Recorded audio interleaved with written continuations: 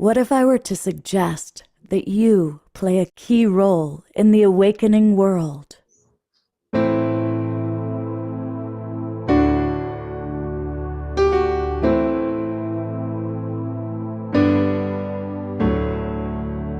that you are watching this because you have heard the call.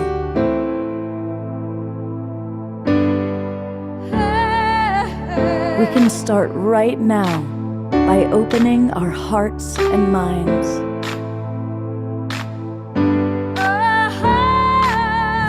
Welcome to the awakening world.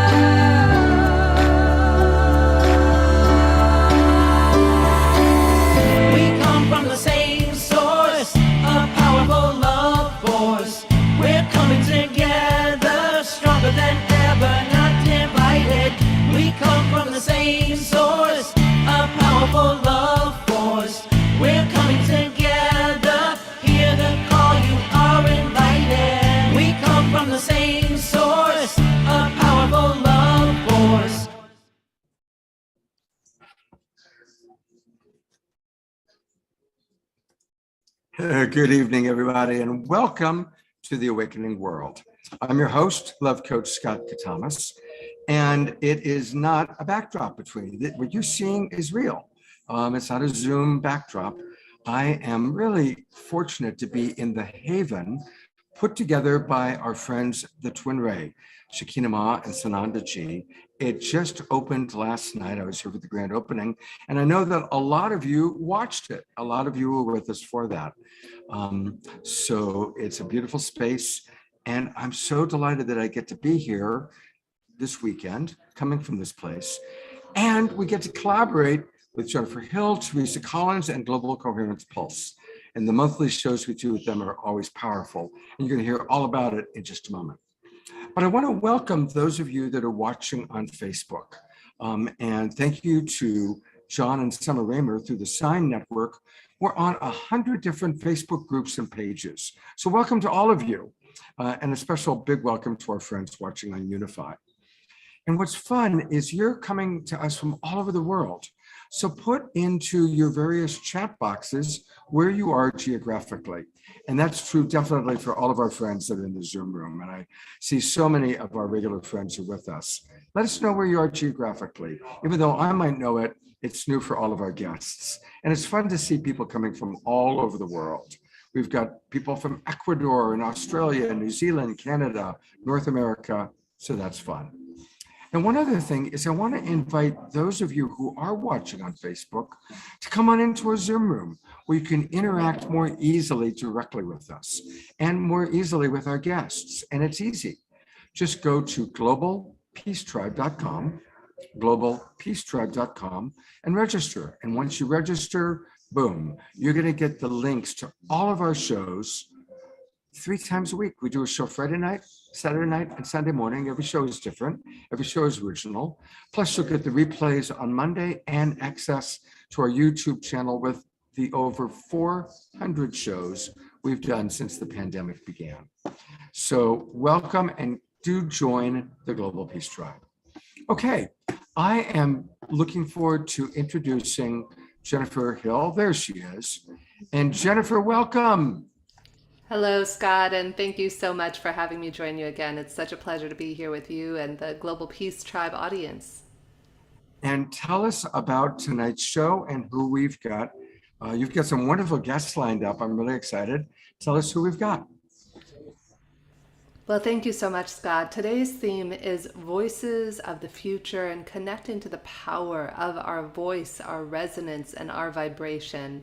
As you know, and we focus on in the Global Coherence Pulse, all things in life can be tied directly back to our state of coherence or lack thereof. And so tonight we have some extraordinary guests joining us. We have Arthur Samuel Joseph, who is celebrity vocal coach to Dwayne Wade, He's worked with Tony Robbins, Arnold Schwarzenegger, and many others, and we'll be hearing from him here shortly on some vocal awareness methods. We also have Savannah, who is one of our voices of the future, who is a 10-year-old young woman who has already been cast in numerous different plays, including Shrek, The Wizard of Oz, and many others, and she'll be playing 2 sets for us on her own keyboard and singing her beautiful voice, which we'll hear in a little bit. We also, of course, have musical guest Cornflower, one of our beloved favorites. Thank you, Cornflower, for being back here and always bringing your beautiful harmony and vibration to us. And we're actually going to open the show after Cornflower with a dear friend of mine who I had the privilege of meeting in Lisbon, Daniel Kirsch, who he is going to explore for us movement and vibration and how that ties in together. Additionally, we have 2 of Arthur's students who are, there's Daniel with us. We have 2 of Arthur's students who are with us today, Angela and Emily. So if we want to put Angela up. They are part of what's called the Bea Group, which is a group of young students who have been practicing vocal awareness methods for the past 2 years, since 2020. So we have on screen with us Angela and Emily, who will be sharing their origin stories utilizing vocal awareness principles. And of course, we also have Jason Mitchell. Jason is somebody I've had the privilege of knowing for many years. He is the assistant minister at Agape. If you're not familiar with Agape, it is a phenomenal non-denominational church led by Michael Beckwith. And Jason has been steadfast in heading the prayer ministry and does incredible work with inner city kids and people who are at risk. And so he's going to be talking to us today about how do we harness the voices of the future and how do we support them and support one another. So I think we've covered all the bases. Tell me if I missed anybody, Scott. I think Omashar. Yes, I was trying to find the one I was missing. And of course, our house band, Omashar. Omashar, it's always such a pleasure to have you with us, my friend. And he'll be closing out the evening tonight with one of his original music pieces. My pleasure. What a pleasure to have everyone here today. And again, just to set the context, we invite you to open your heart, mind, body, and spirit to new levels of vibration and resonance. And that is what everything we're talking about today is. How can our body, mind, and spirit and our voice, as Arthur will talk about, our capital V voice, be aligned and integrated into the wholeness of who we are as human beings? So I'm going to pop it back over to you, Scott, so you can introduce Cornflower in more depth, and look forward to the first musical piece of the evening. Great, fantastic. Well, welcome everybody. And I see we've got people from Chile, Oklahoma, British Columbia. It's really, really exciting. Now, I not only get to introduce Cornflower, but I get to make a special announcement. We are going to have our first Global Peacetime Retreat. It is going to be in Sedona, Arizona. We confirmed that today. Thank you, everybody, for filling out the survey. And not only will you get to meet all sorts of great global peace tribers, but we're planning on bringing beloved brother Cornflower out so you can actually meet him and listen to him in person.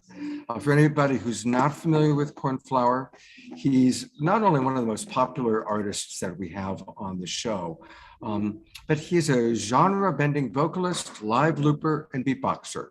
And his music is a fusion of organic a cappella, soultronica. Everything you're going to hear is original, happening spontaneously. So, Brother Cornflower, welcome. I'm so glad you're with us again today. It is so grateful. I'm so grateful to be here with you guys. This has been a while since I've been on, and yeah, always a treat to get to share space with the Global Peace Tribe. All right, take away, brother. It's all yours. All right, here we go.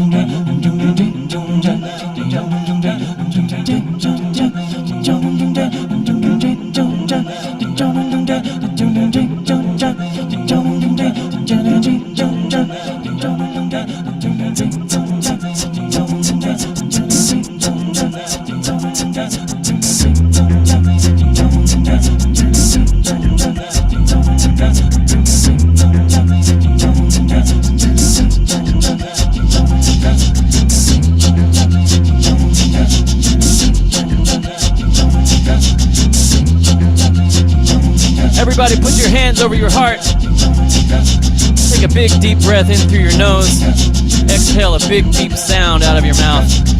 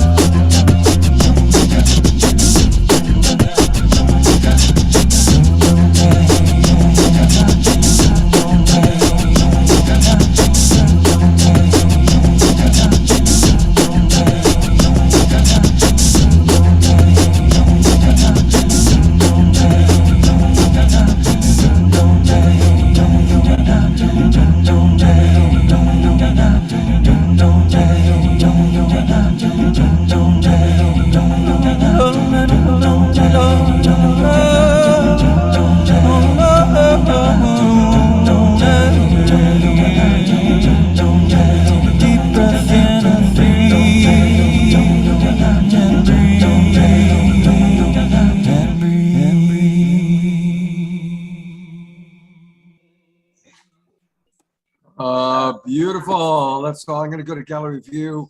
Turn on your cameras and twinkle. Beautiful, beloved cornflower. And I know most of our people are shy to turn on their cameras, but I sure appreciate everybody who does. It's okay. I'm going to go back to you, cornflower. Thank you so much. You are so welcome.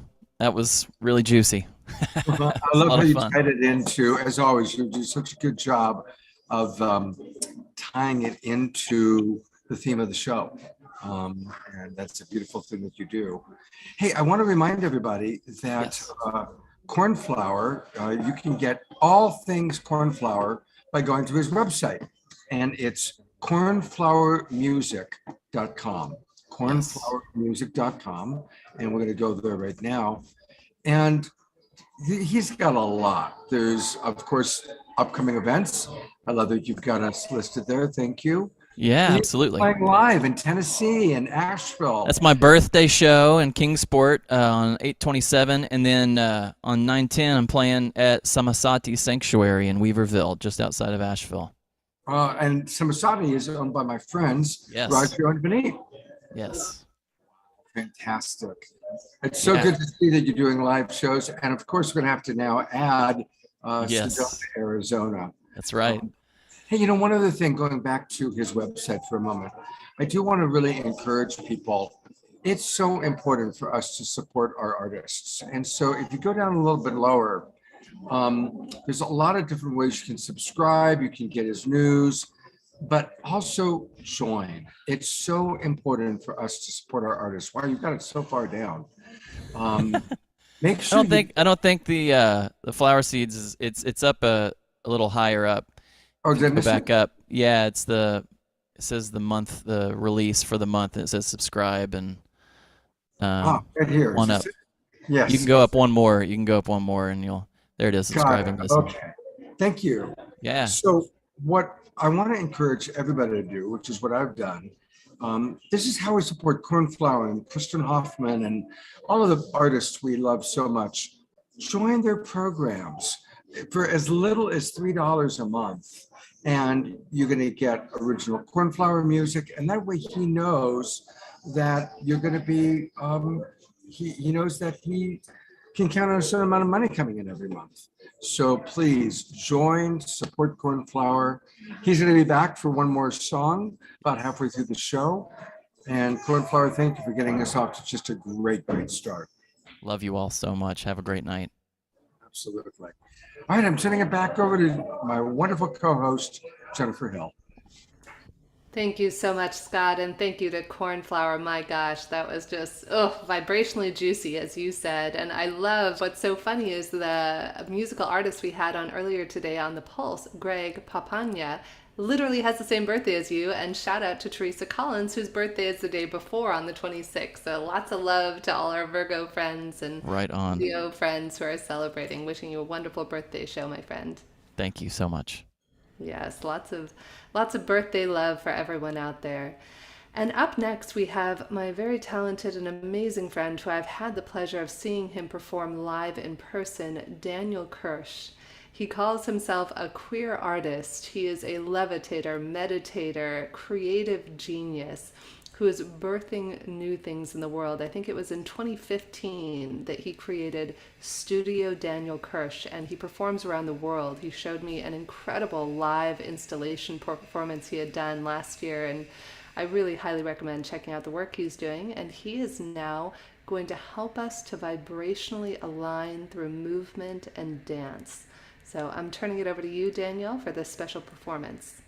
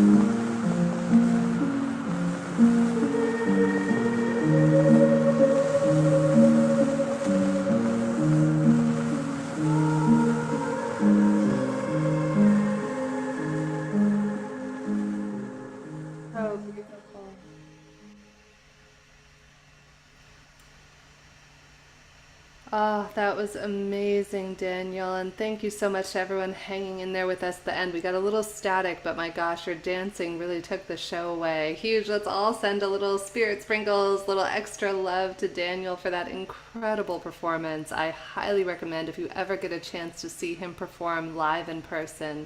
It is magical to be in your presence, my friend. Whether you're moving or not, it's equally magical. Though I highly recommend everyone check out Studio Daniel Kirsch. Is that the best website for you, Daniel, right there? Perfect. So is there anything you'd like to share with us, Daniel, about what it is you're up to? Yeah, you can sign up for our email list on the website. We're going to be launching Woe in a few weeks now, which is a company around decentralized fine art and performance and creating experiential performances that are transformative and are centered around wellness and combining science, art, performance with meditation and technology. Amazing, my friend. Well, I just honor and respect the artist that you are in all manners of that word. Your movement is just exquisite to watch, and wishing I could give you a huge hug right where you are in New York. So thanks for staying up so late to be here with us tonight and be in studio, and just lots of spirit sprinkles and love. And again, go to Daniel's website. We'll put it in the chat if you want to sign up and find out about other incredible events that Daniel is going to be doing. So thank you so much, my friend. Again, the website is, I believe it is, worksfromspace.net. So again, that's worksfromspace.net. And deep, deep gratitude to you, Daniel. Thank you for being with us today, my friend. And without further ado, now that we went from movement, everything is tied in: movement, vibration, harmony, resonance. And now we are going to explore the power of our voice, our capital V voice, as Arthur will share with you in a moment. I am so privileged and honored to have been able to study under Arthur Samuel Joseph, learning vocal awareness principles that he has been teaching for going on almost 6 decades, if you can imagine that.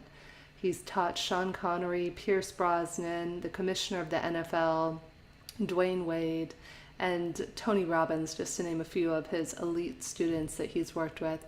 And of course, some of his students are here with us today who we'll be hearing from a little bit later, Angela and Emily. And what a powerful gift to empower and offer, though. Actually, I know Arthur's going to have a thing to say about the word empower because he doesn't like it when I say that. I can feel the look on his face. But to allow people to step into owning their power. And so, Arthur, my friend, I love you, I cherish you, and I'm so happy that you are here with us today for the Global Peace Tribe Awakening World Show. I'm so glad you invited me, Jennifer. This is just terrific. Following on the heels of this exquisite music we've just experienced in this movement, it's all whole. It's wonderful. Well, my friend, for those people who might not be aware of the vocal awareness method and what we mean by our voice is our power, can you give a little context about the work that you've been doing these past 58 some odd years with people from around the world on learning to harness the power of our capital V voice? I say to students in the first meeting, when you give me your voice, you give me who you are. The root of the word intimus means intrinsic or essential.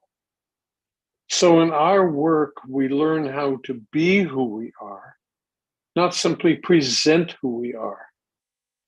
I've had the privilege over all these decades of treating a great number of elite athletes in all sports. And I say to them in a first lesson that you bring the talent to your sport, but someone teaches you every single thing you do.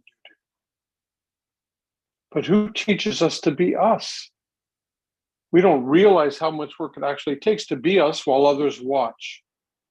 We spend so much time in the white noise of what are you thinking of me, present, or even whole communication courses that say bond with your audience. Well, what if one person has this POV and another one has another one? I can't serve them both. So in our work, we learn how to claim our power. And we do that in part through what Jennifer loves me to speak about, the persona statement. The root of that word means through the sound. One's identity is largely conveyed through the sound of a voice and an opinion created instantaneously. If I speak to you, you know, in a way like this, you've got one impression of me. I speak with you like this, you have another. I don't have to say anything. But when I actually come to you from the integrity of who I am and how I communicate, it instantly morphs into something else again. So through the way we embody ourselves in stature, to acknowledging source, loving and letting go, the second of the 7 rituals, each time we take on those 3 rituals, stature, source, and love and let go, the body's first impulse is to inhale. Watch. Say thank you to source. Thank you to God, to the goddess, however you want to identify right now. Just inside yourself, embrace the thought of saying thank you. And you inhale. And your room instantly quiets. Internally, externally, your space is different. In all these elite athletes that I teach, before they go out and play whatever their sport or compete in whatever their sport, they have a ritual. And the ritual never changes. And the ritual isn't just biomechanics, it's also spiritual. So I'm teaching Jennifer and I in the coursework we've co-created that she'll share with you a bit later, are teaching mastery through communication, embodying mind, body, spirit through the power of our voices. And notice I didn't just say embodying mind, body, spirit through the power of our voices. Watch my face, watch my eyes. Embodying mind, body, spirit through the power of our presentation, through our beings. The mouth is where the words come from, but you just discovered that the eyes actually tell the story. And if I may interject, yes, I'm just getting ready to say, as I say all the time, I don't come up for air, so Jennifer has to call me out and pull me back in. well, I love you just the way you are, my friend. Don't ever change. That is part of being exactly who you are. And I'm here, as we always say in the courses, to keep kind of the bumpers on, keep us going the direction and in the lane we're in. And I wanted to acknowledge that the work that we do of being myself, and Arthur and I talk a lot about this, the capital S self, it requires feeling safe, feeling like you are able to be yourself. Because think of how, as human beings, we are often putting on a facade. Facade was one of my favorite words for many, many years. And it was hilarious because if you saw a speaking engagement, it makes me cringe. One that it was a very popular speaking engagement I did back in 2016 that was at a conference and everybody listened to it. And if you hear me talk, Arthur, you would not. It's cringeworthy because this I'll try to mimic how I talked. Hi, my name is Jennifer Hill and I talk quickly and I can't help it. So you got to follow along with me. And it's notice when there's that level of pacing, there's no safety, there's no space, there's no ability to be. And as my friend Allison Armstrong, and teacher who had taught me, I wouldn't say friend, teacher and mentor, who had taught me years ago, she had said that in order to create something, a woman wants to give birth to a baby, she needs the space of her womb. If you look at the big cities of the world, London and New York and all the big cities have these parks because they need a space. And so we spend a lot of our lives talking at people rather than speaking with one another. And I just wanted to digress and tie that in, Arthur. Arthur, you can see, is doing third base coaching over here. And because you're addressing space, and I'm a classical singer, as people know, I have a master's in voice, and a song without a rest is not the same piece of music, as I always say. So if I'm just talking with you like this, and I really don't have time to think about what I'm saying, all this white noise enters in. Judgment, awkwardness, ums and ahs. But instead, we allow a conscious, loving breath. You're going to see that with Emily and Angela in a moment. And they are so elegant. It's such a joy to teach them because, well, we'll get to that in a little bit. But here, if I say to you all, take a deep breath, your chest rises. You're learning some tongue flex. Now, if I say to you, allow a slow, conscious, loving breath with your eyes on my face, this will take 5 to 7 seconds. Slowly, lovingly allow. Deeper. Relax your neck and shoulders. Deeper.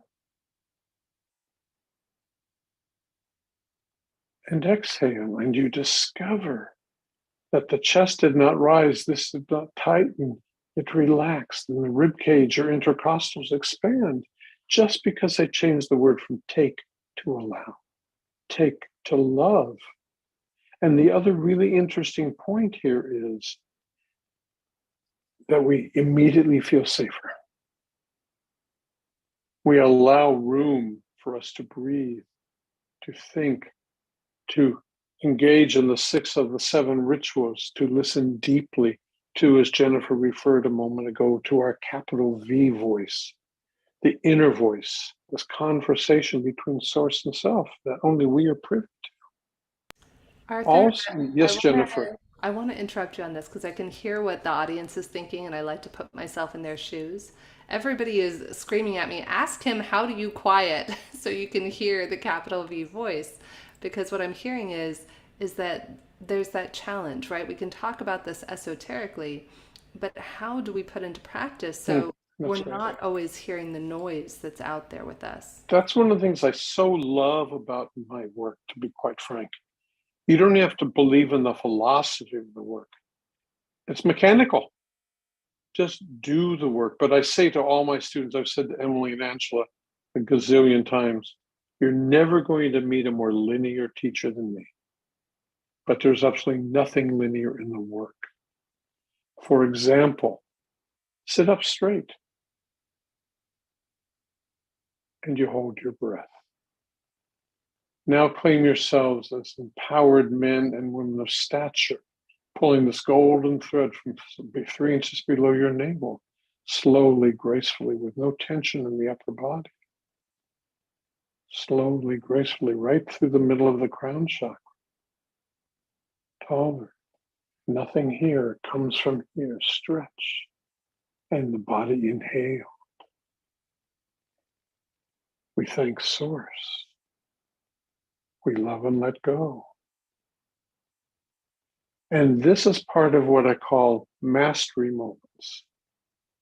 That we employ these techniques countless times a day, 30, 45 seconds before we go into a meeting, before we're on a Zoom call, before we go on a date that we really are a little anxious about, perhaps, whenever it is. Because in your persona statement, you're going to say, I want to be known as, and it's not going to be average, I can assure you. Let's backtrack on that, Arthur, because I realized we talked about the persona statement more in depth on the Global Coherence Pulse earlier today, though I don't think we distinguished exactly what the persona statement is. So do you mind if I distinguish that? Thank you, dear.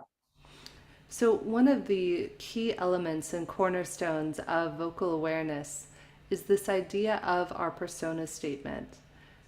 We first begin by looking at how do we believe that we are currently perceived?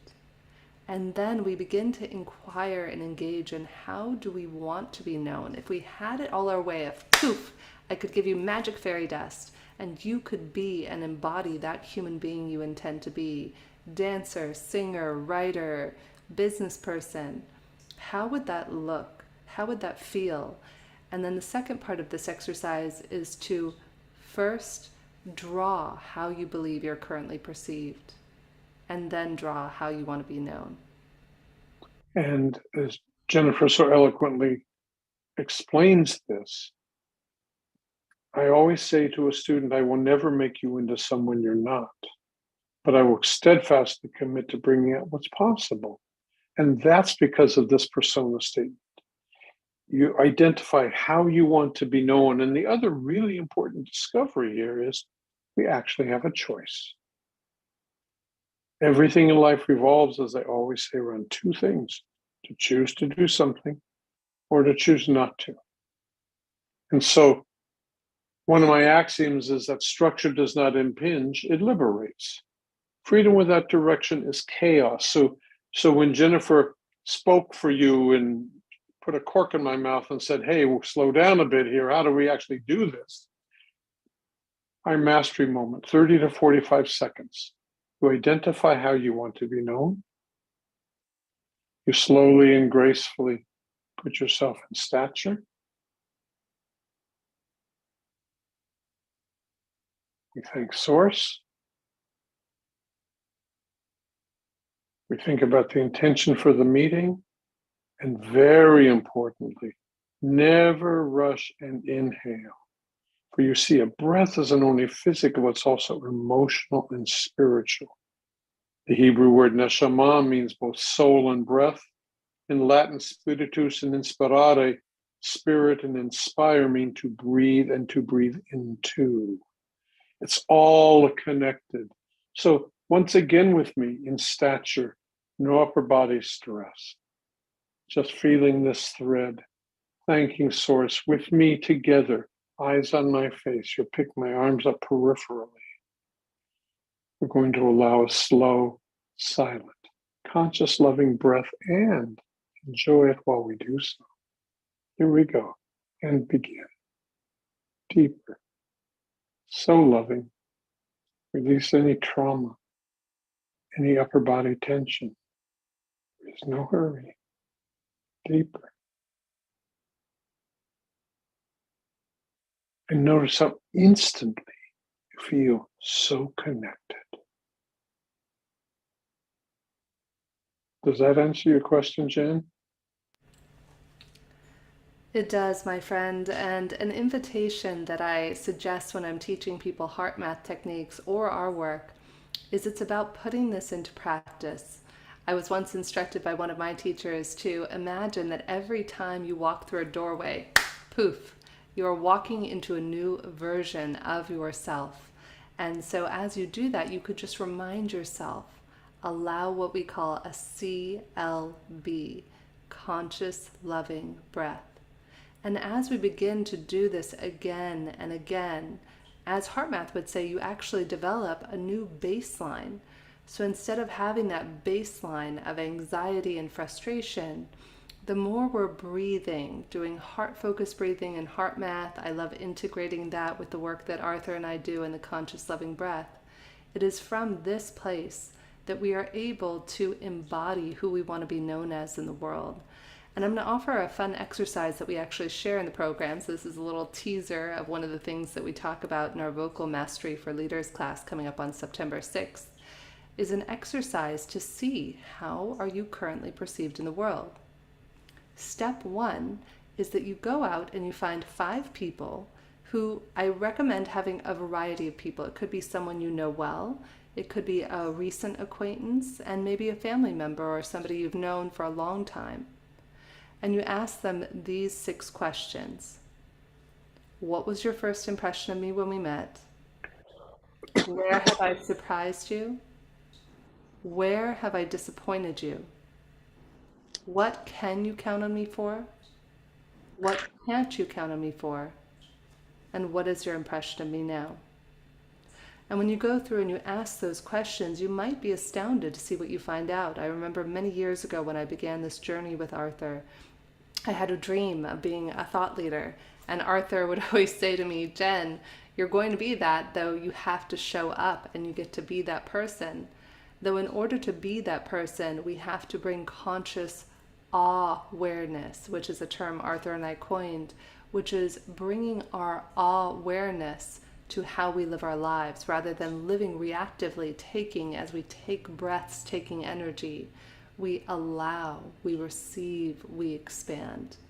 So Arthur, share, if you wouldn't mind, what are the 7 rituals, just to kind of give an overview of them before we get into it with Emily and Angela after Savannah's song, so people will have a context of what the 7 rituals are And as a quick aside, I do recommend Arthur's book, Vocal Leadership, especially on Audible, because it's like getting a vocal mastery lesson from him personally. So Arthur, what are your thoughts, my friend? Stature is preparation for everything. There is no off switch in communication mastery. We live in this conscious aware state, consciously aware state. We don't present, we claim and embody. I cannot empower you. That's arrogant. But I can help you empower yourself. So when we claim ourselves as men and women of stature, then we transition to the first ritual, which we can also incorporate as we put ourselves in stature, which is to say thank you to Source, to God, however you want to identify or merely say thank you. The second ritual is to love and let go. Don't think about whom or what, even in this moment, just hearing the words, love and let go. Notice what your body does. Just love and let go. It breathes, it relaxes. You immediately still yourself. The third ritual is to allow a slow, silent, conscious, loving breath and enjoy it while you do so. The fourth ritual will get your attention, and picture me walking down Fifth Avenue, New York, or doesn't matter where I am, I do it, I don't care. It's called a yawn sigh. It's like yawning and sighing at the same time, because this is where we begin to see the edge and arc, not arch, the edge and arc of sound. Listen, here's my voice. I've been speaking to you as effectively as possible, but watch what's going to happen.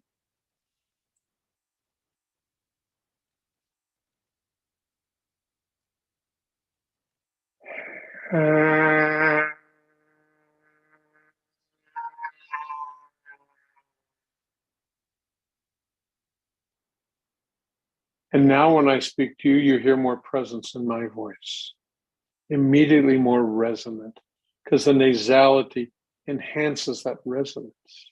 Then I take it to using it with some words. The phrase I'm going to use is, you are extraordinary people and you do extraordinary things. And I see all of that right here. It's called visceral language. Emily and Angela will communicate magnificently in that technique. But listen to how I warm it up.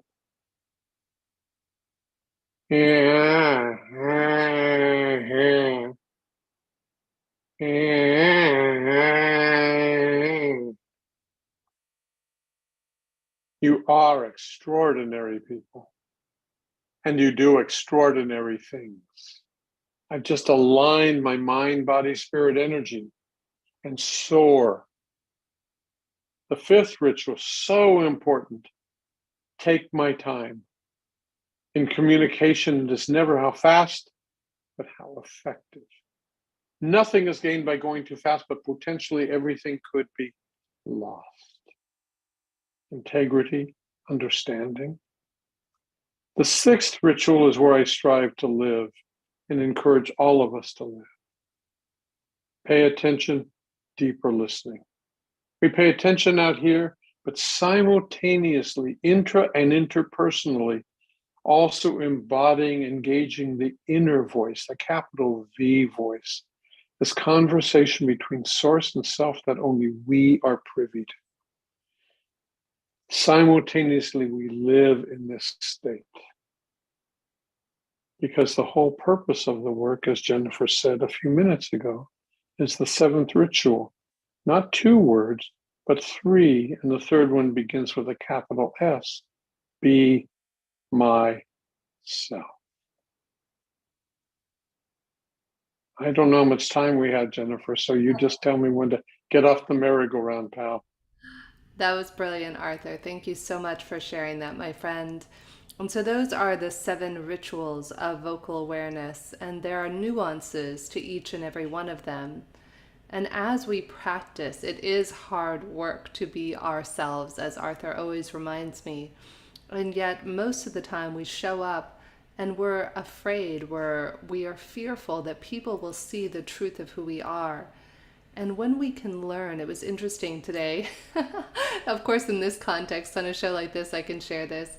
I like to talk to trees, and I like to put my hand on a tree every now and again, or plant or a flower, and ask for wisdom. And today, as there was a break in between the pulse that we were doing earlier and now, I put my hand on a tree, and what it said was, believe in yourself and others will believe in you too.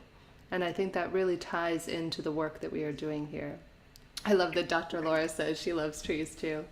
So Arthur, before we go to the website and talk about our Vocal Mastery for Leaders course beginning on September 6th, what are your closing thoughts, my friend? We'll, of course, have Angela and Emily on after Savannah's performance, and we'll bring you back for a few minutes. Though I'd love to hear what your closing wisdom is, perhaps, for everyone. I would love, thank you. It gives me an opportunity to share something I didn't get to share earlier today.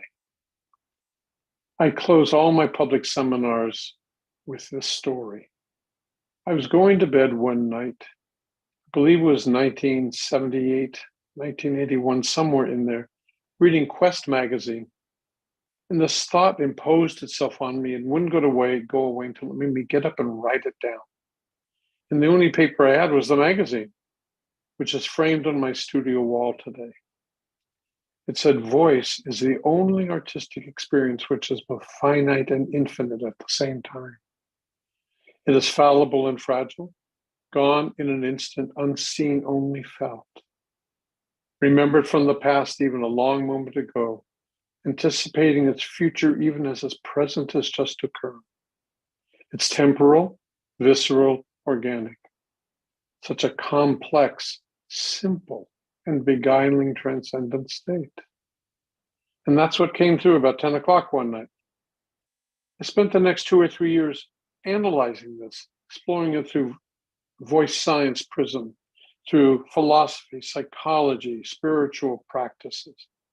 And one of the things I began to do was substitute other words for the word voice. Life is the only artistic experience which is both finite and infinite at the same time. Or love, it is fallible and fragile, gone in an instant, unseen, only felt. And I came to understand the paradigm of vocal awareness, which is to deliberately and consistently and consciously and integrally integrate life, love, through the power of our voice, reflecting the power of who we are, integrating mind, body, spirit, and connecting this vibration everywhere we go.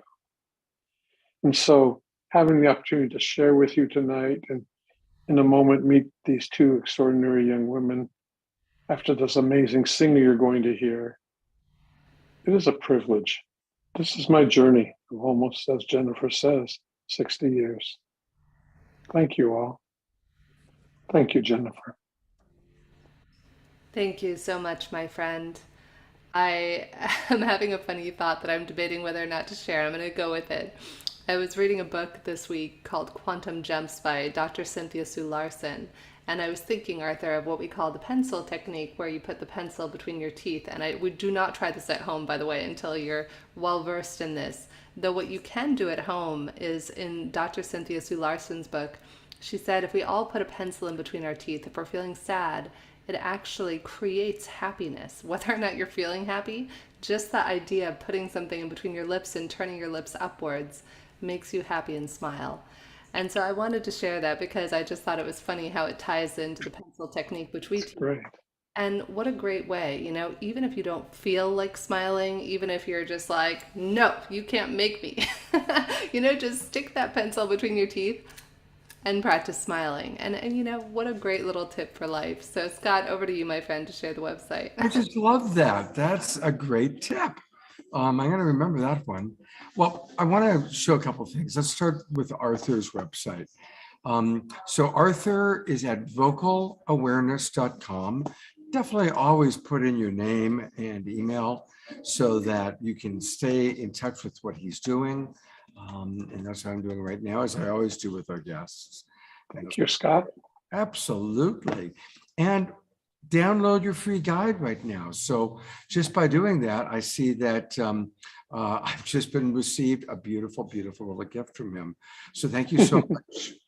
And then, as they mentioned, Jennifer and Arthur are going to be teaching a course together. So tell us about, oh, I went to the same one again. Tell us about the course that you're going to be doing together. Well, thank you, Scott. Arthur's always taught privately one-on-one, and it's only been recently that he and I were inspired to co-create a class. We just had our first cohort graduate and go through a 7-week program, and it was truly moving. We were all in tears during our last class. And so we're about to start another one on September 6th. We have 2 classes starting, an advanced class that's starting at 8 a.m. that we're halfway sold out through already. And then we have another introductory course starting at 9 a.m. Pacific time that's normally $2,999, though through tomorrow you can get it for $299. So for your audience and for Teresa and the Global Pulse's audience, we're giving that special offer through tomorrow. And it's going to be a wonderful journey that we teach you how to keep the mastery switch on. One of our students we have students from all over the world. We've had Australia and the UK and all over the place.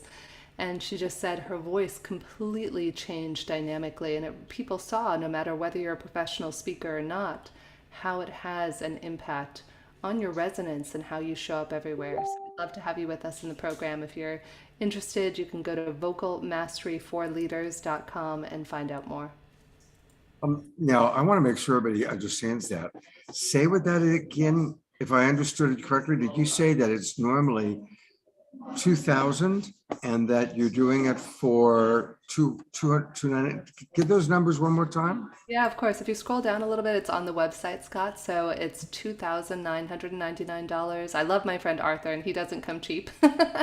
So normally the class, we both, our time is valuable, but we want to make sure to make it accessible to everyone. When Arthur approached me about this, he said, Jen, for special things like the shows we're doing this weekend, let's try and be sure that money isn't something that would stop people.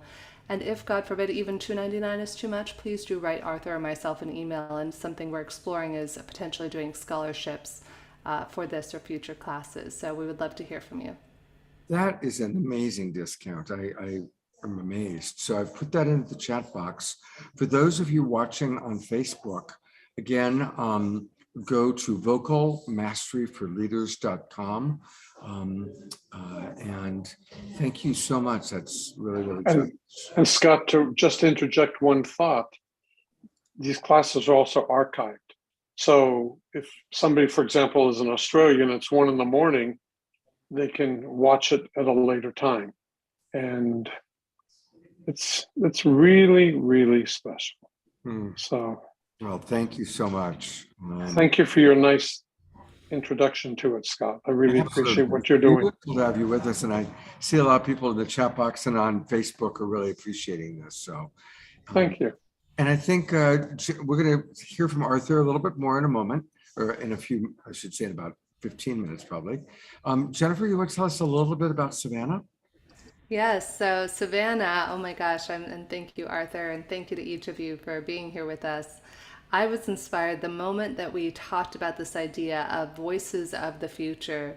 I've been following for quite some time this lovely, amazing, precocious young woman, Savannah, who is my dear friend Shauna Austin's daughter. And the moment we planned the show, I said, oh, Shauna, I would love more than life itself to have Savannah and her beautiful energy on the show with us. She is incredible. She's going into 5th grade. She's 10 years old. She has been performing in theater most of her life and cast in numerous shows, as we mentioned, Shrek, The Wizard of Oz, and many others. And she just signed her first talent agent, her first youth talent agent. She had people fighting over her. So we are just so lucky to have her with us on the show today. And Savannah, before we go into the song, I would love to have you just share for a moment, why did you choose the song Rise Up? I think it's such a beautiful choice, and it's one of my favorite songs. Well, I think this song is pretty inspiring and beautiful, and I would love to share it with other people. Oh, I couldn't agree with you more. Well, we are going to turn it over to you to hear you just share your voice, your capital V voice, and your music, the music from your heart. And we hand it over to you, my friend. Okay, before I start, I would like to say thank you to Mr. Scott and Mrs. Jen and everyone who invited me here. You're broken down and tired of a living life on a merry-go-round, and you can find a fighter, but I see it in you, so we gon' walk it out and move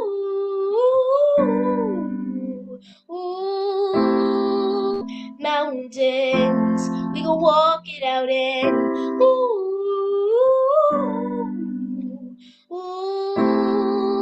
mountains. And now rise like the day. I'll rise up, I'll rise unafraid. I'll rise up, and I'll do it 1,000 times again. For you, for you, for you, for you. When the silence isn't quiet and it feels like it's getting hard to breathe, and I know you feel like dying, but I promise we'll take the world to its feet and move mountains, bring it to its feet and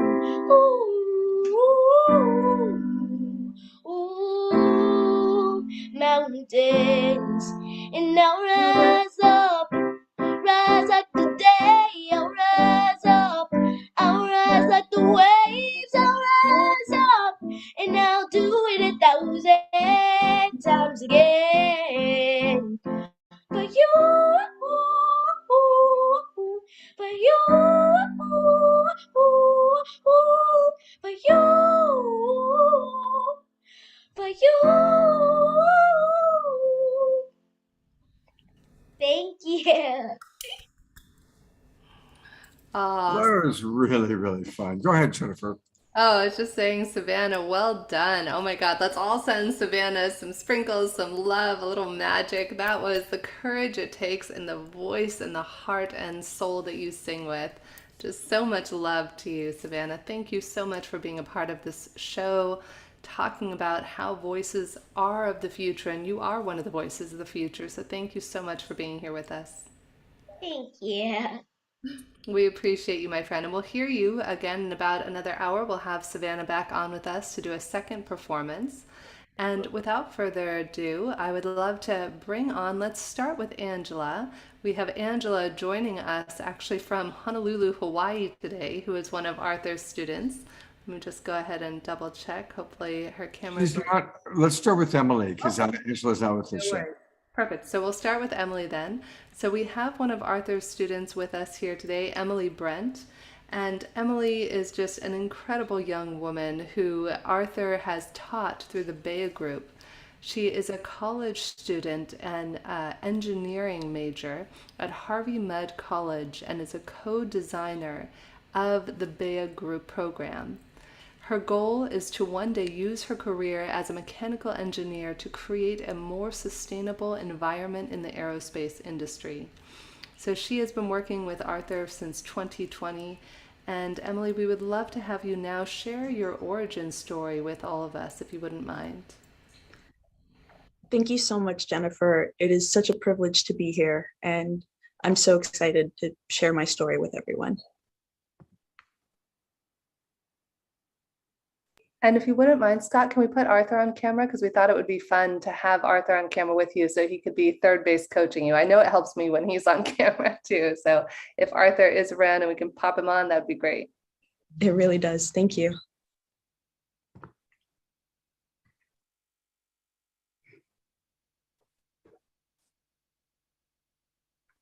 I became an adult at a very young age. My mom worked 2 to 3 jobs for most of her life. So when my dad lost his job in the 2008 recession and sunk into diagnosed depression, my mom continued working hard to financially support us while I became the adult placeholder at home to care for my younger sister and father. Unlike the typical 7-year-old that was outside chasing the ice cream truck and causing trouble with friends, I was the 7-year-old that was inside helping my sister with her homework and learning how to cook meals for my family while my mom was away. It was a challenge for me at such a young age, but I learned time management skills very early on when trying to juggle my own academics too. This became especially helpful when I began juggling my AP classes, running track and field, attending engineering classes, participating in countless extracurricular activities and clubs, and volunteering for organizations like the Red Cross and Compton Initiative in order to take care of others. If anything, I was stretching myself too thin just to prove to myself that I could accomplish anything and everything against all odds with hard work and dedication. The hard work paid off when I got into college, and now I get to study at an amazing school in an effort to help even more people.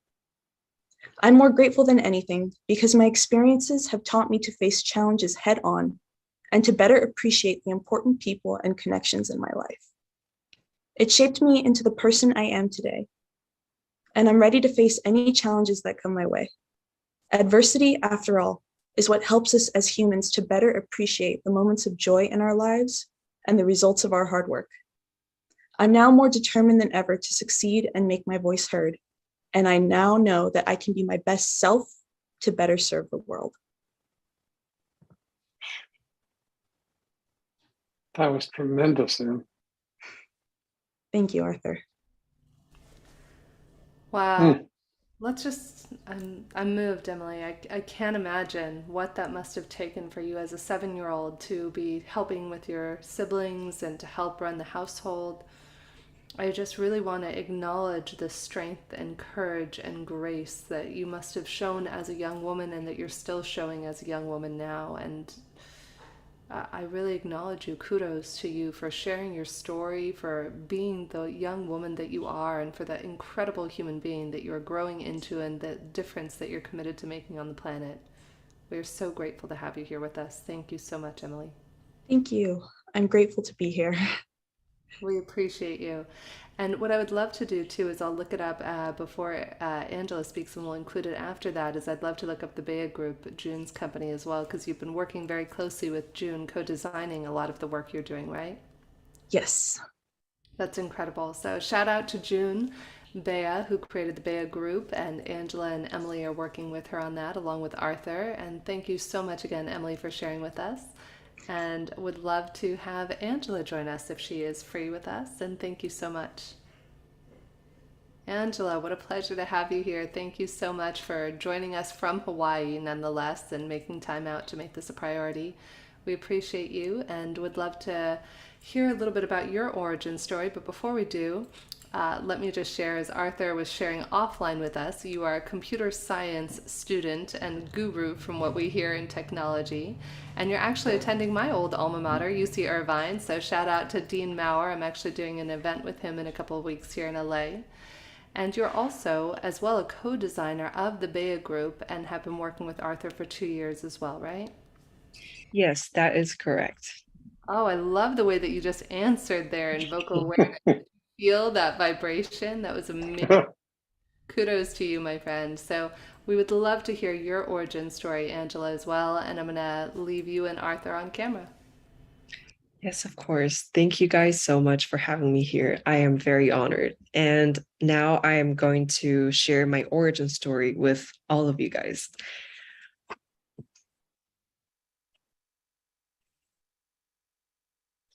At age 5, I moved from LA to Xi'an, China, where most of my childhood took place. Although I looked Chinese, I felt foreign among my peers. I was often held back after class due to my lack of Chinese proficiency, but the hours spent after school improved my fluency in Mandarin to the point where I could write poems and stories. The Xi'an dialect rolled off my tongue easily. I had integrated into the Chinese culture. At age 10, after having put down roots in Xi'an, I was torn from the ground once more and taken back to America, where my life had first begun. Leaving behind the life I had so painstakingly carved for myself saddened me, but I felt optimistic about the future. However, seeing the score far below basic printed on my first English evaluation test left me devastated. I was foreign again. I had to go through the struggle of having to relearn English while feeling left behind by my peers for the second time. By 7th grade, I was labeled as proficient in my English class and my tests. The additional hours I spent each day reading books and using Google Translate to make sense of the unfamiliar words paid off. My strong work ethic, instilled in me by my upbringing, continued throughout high school and allowed me to maintain a high GPA. Although this educational opportunity was not voluntary, struggling to fit into different cultures has taught me the merits of being diligent and open-minded. Embodying these traits has helped me to break down the educational and cultural barriers that have come my way. Goodness gracious. Angela, who's that masked man? That's so extraordinary. You guys have no idea what Emily and Angela go through to do this. It's amazing. Thank you, my beautiful friend. Thank you all for listening. Thank you. Thank you, Angela. And you know what this reminds me of, Angela? Hearing you and Emily share, if we can put Emily on screen as well, I would love that. There was once a book I read called One Amazing Thing. I'm going to tear up because it's one of my favorite stories. There were 9 characters. It's a fictional story in this Indian embassy. And the author does such a great job of getting you to judge each of the characters. There's an adulterer, there's a punk kid, there's a this and a that person, right? And you feel a certain way about the characters. And then a horrible earthquake hits, and this is on the back of the book, so I'm not giving anything away. And this horrible earthquake hits, and they're all stranded, and they don't know if they're going to live or die. And so an ex-Marine who's sitting there says, "This may be the last chance that we have to share the one amazing thing that makes us who we are." And just as so eloquently and beautifully Emily and Angela shared their one amazing thing of many, your perspective of the characters did a 180-degree shift. And so I think that this is really an invitation to get curious. Ask one another our origin stories, the one amazing thing or the many amazing things that make us who we are. And I don't know about you, but I know my heart is just blown open from these lovely, incredible young women who are so eloquent and had the courage and the perseverance to join us today in this audience of thousands of us around the world and to share their origin stories. So really kudos, ladies. Thank you. Thank you. And Thank you. I see a note here from Scott. Scott would love, oh, that's interesting. Scott would love to have some of you share your personal stories as well. Yeah, I mean, we are a community, and more and more people like Dr. Laura and Eleanor and all of our regulars, Karen Eisenberg, those are just the ones I see because their cameras are on. Love to hear some of your stories. What are some things you've done that you're proud of? And certainly, Angela and Emily, an honor to have you on the show. You are what the show is all about, Voices of the Future. And I'm seeing where a lot of our audience are really appreciating you sharing your stories and how already at such early ages you've persevered through challenges and obstacles to become the strong beings that you are. And it's an honor to have you on the show with us. Thank you so much. Scott, Jennifer, is this the moment I get to share a bit about Yes, this? Yes, it is. Share a bit about this, Arthur. One of the things that moves me so much about working with young people is that they actually trust me. Here's this 76-year-old person speaking to a 17-year-old and doing all these bizarre things we do in vocal awareness. But they trust me, and they trust me. And then this emerges.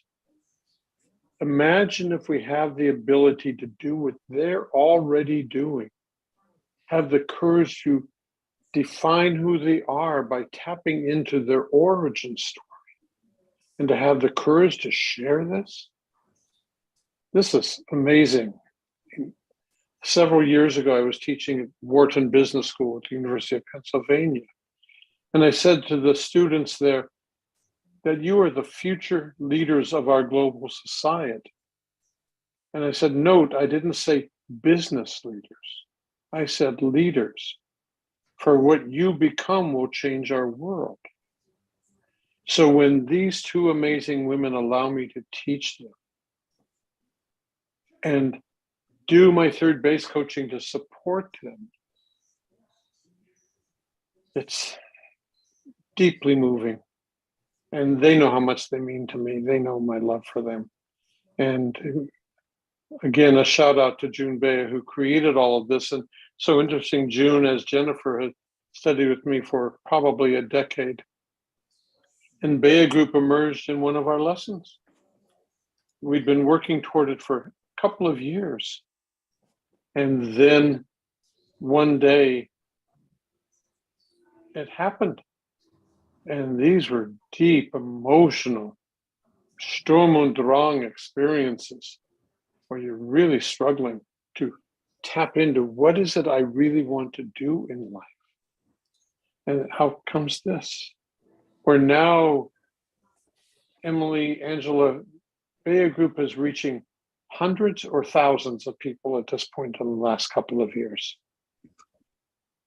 Bea Group has been around for about 5 years, and every year we have about, well, this year we had 300 interns, but the previous years we had about from 100 to 150, 200. So by now, Bea Group has reached to thousands, like 1,000 youth already. And we just finished 6 weeks of it, what's called a deep dive. And the 11 students in our group that Angela and Emily helped co-facilitate along with Cassandra and Juan, they all did their origin stories live on Facebook. And it was a two-hanky, let me tell you. Just like you ladies make me so proud. Thank you for your love and trust. Jennifer? I am so grateful, Arthur, to be one of the lucky students who has been able to study with you. And I just so acknowledge you and June and Angela and Emily and all of your team members to be able to have that voice, to be able to know that you do matter. And so often, I know when I was 17, 18, 19, 20, I didn't have a voice, and I was so afraid to even speak my name, let alone speak my origin story. So I'm just profoundly, deeply touched, moved, and inspired by who each of you are in this world and the difference that you are making, and the difference that you might not ever even know that you're making by sharing your story, sharing your vibration, and by being the voices of the future. Thank you for being with us. And thank you, Arthur, for all of your teaching and lessons. So much love for you, my friend. I'm going to come God bless you. and just show people again that you can study with Jennifer and Arthur, this incredible option to work with them. And it's starting very, very soon. So register now, register tonight, because they're giving this amazing discount. What's normally an over $2,000 program, you can get it for $299. So go to vocalmasteryforleaders.com. And also, again, since we heard so much about the Bea Group, I just want to, again, take people to that website, because I didn't know about it before today's show. And my gosh, there's like so much that I see that they're providing. So again, if you go to BehaGroup.com, and I'm going to go to the website one more time. Here it is. It's the Beha, BAYHA Group, Beha, like ha ha ha, group.com. And clearly they are serving better. And you can learn all about them. You can read about the team, and you can learn about the different projects that they're doing. So thank you for this very inspiring series of experiences with each of you. Thank you. Thank you so much, Scott. What an excellent co-host with the magnificent Jennifer Cahill. Yeah, it's a blessing to work with Jennifer. And I want to give a shout out to Teresa Collins. Teresa is watching. Her internet's wonky tonight, so we might not get to see her on camera, but Teresa is a big part of this once a month that we all come together to do these shows together. So a big shout out to Teresa. And I think it's time for some music. So I'm going to go to our beloved brother, Cornflower. Cornflower, how was your experience listening to these voices from the future? It was absolutely inspiring. I actually wanted to speak to all of you. Savannah, first off, it was just incredible. You're 10 years young and bringing your voice into this world, just tremendous power and breadth and depth. And Angela, and is it Emily? Is that right? Did I get that right? I am completely floored by where you have risen from, what you've come through, and your ability to speak so heartfully into it and share that with all of us. And it really brings me a lot of hope that our humanity has a chance, knowing there are souls like you who have incarnated on this planet and are just becoming into this world, and you're going to be sharing your gifts. And such an honor to share the stage with you all. Hi, Savannah. Hey, Emily. And it's truly an honor to be here and to share this event with you all. And I hope that one day we can play together and connect in real time. One of the beautiful things about this technology is we get connected, but then there's the opportunity to make it real in real time. And just know that I am game to play with our young leaders. And so you can inspire me and teach me, because we're all ultimately student teachers in the Earth School. So all learning together and learning from one another. So thank you for teaching me today. And Arthur, what a tremendous honor to get to hear you speak and to receive your wisdom and your work. I had no idea about it. Jennifer, thank you for bringing his work to my attention. I had no idea, and would love to meet you also in person and share a tea or something and chat about life. Angela kind of dropped off, and so did Arthur, so that's why I don't. It's okay. It's okay. Well, I usually do an improv, with you guys, but I've had this new song I've been working on, and I think I actually ran a test version of it with you all months ago, maybe even last year, and all I had were the lyrics to the chorus. Well, I finally developed some. Sorry, my cat is on my loop pedals. She really loves it when I start playing music. Her name's Polly. Anyway, and just my being so inspired from everyone sharing, I have to give it a go. I only have a couple of verses that are finished, and one's kind of not 100% there, but I love workshopping stuff live, and especially because this music is so birthed from the universal flow and source of life. When I sing and when I open up to the music, I feel like we're all informing it in the moment, and I love getting to share and connect, even though we're seemingly distant from one another in that we're all from around the world. When we come together with a focused intention and attention, it's like we are in the same room together all of a sudden. And so I want to share this song. It's called Grateful for My Life, and I hope you enjoy it.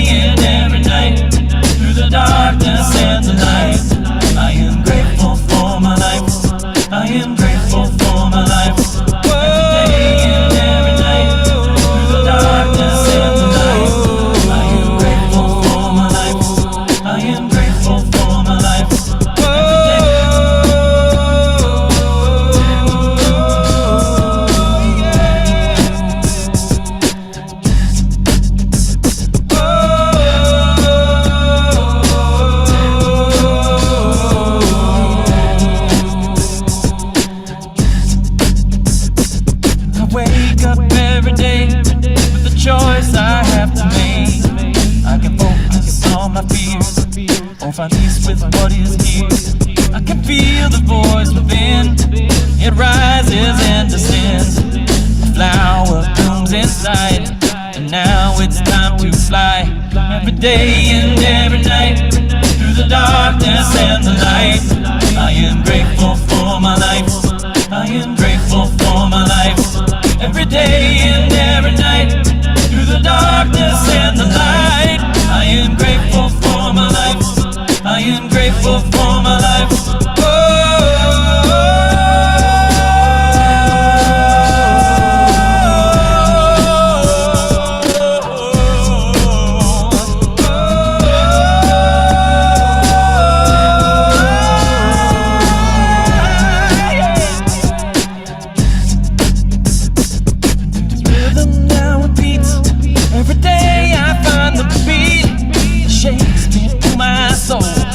Shivers take control.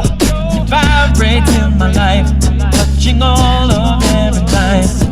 Inspires me to songs, and everyone can sing along. Every day and every night, through the darkness and the light. I am grateful for my life.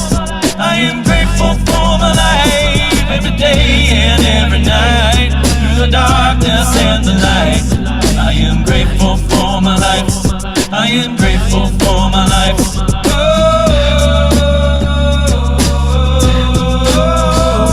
I am grateful for my life. I am grateful for my life.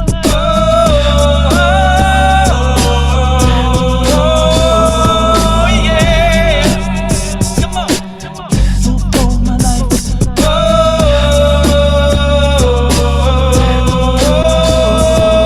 Yeah.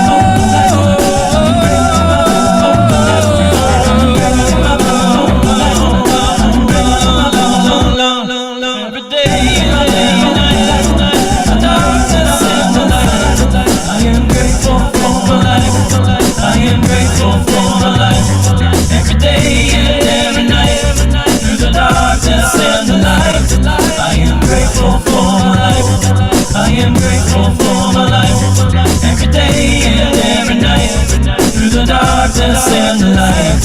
I am grateful for my life. I am grateful for my life. Every day and every night, through the darkness and the light. I am grateful for my life. I am grateful for my life. Oh, that was amazing. That was amazing. I loved watching people dance, including Eleanor Joy, who was just rocking it, Eleanor. Yes. I mean, you gave us a beautiful dance performance there. Thank you for your love and presence. It really juiced me up tonight, Eleanor. Bless you. And so many people are putting in how beautiful, how inspiring. Thank you so much. And a reminder, come plan on being in Sedona, Arizona with Cornflower, myself, Kristen Hoffman, and hopefully the more of you that come, then the more we can invite even more of our favorite artists and teachers to be there. And there's going to be a music festival, a psychic festival, a special Cornflower concert, and we're going to put together some really, really fun events. A chance for us all come together, have food together, do workshops together, go out to power spots in Sedona together. It's going to be very magical. So really looking forward to sharing that with everybody. And a reminder again that you can find all things Cornflower by going to his website. And his website again is Cornflower Music. And that's cornflowermusic.com, of course. And please join, if you can, if you're anywhere in Tennessee, North Carolina, go to his events. Otherwise, meet us in Sedona. And I'll be sending out an email later this week with all the details where people can actually register. But for now, still fill out the survey. That survey, we had about 50 people fill it out in the first couple days, and it's given a lot of feedback, Cornflower, to us. It's helped Tangela, who I'm doing this with, and I to shape it. So that's great. So exciting. Thank you so much, Scott and Jennifer and everyone who's been on this and to come. I'm looking forward to hearing the rest of the evening. I love you all so much. It's always such a gift to be a part of this tribe, and you guys continue to uplift me and inspire me. So thank you for being a part of my family, and wishing you all the best. Thank you, Cornflower. I love you so much. All right. Are you ready to introduce our next guest? Yes, ready as ever. Hey, Scott, this is the first time I've done a show with you where it's not 3 or 4 in the morning my time. So I am very grateful. It's like magical because I happen to be in LA today. So I actually have my wits about me. That's great. You're doing great. You always do great. Aw, thank you, my friend. Well, up next, we have Jason Mitchell, Reverend Jason Mitchell, who I've had the privilege of knowing for, gosh, I've probably been going to Agape almost 20 years. And Jason, when I was reflecting on who I'd love to have be part of this show, Jason definitely came to mind because of the work that he is doing with young people, with youths in the justice system. And you do so much, Jason. You're assistant minister at Agape. You manage the prayer ministry.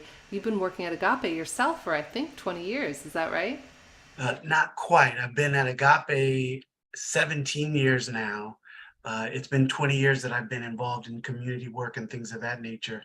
And I've been a practitioner at Agape for 10 years now. Amazing, my friend. Well, having gotten to see you perform many times at Agape and share your wisdom, your prayer, and your blessing, I'm so grateful to have you here with us today.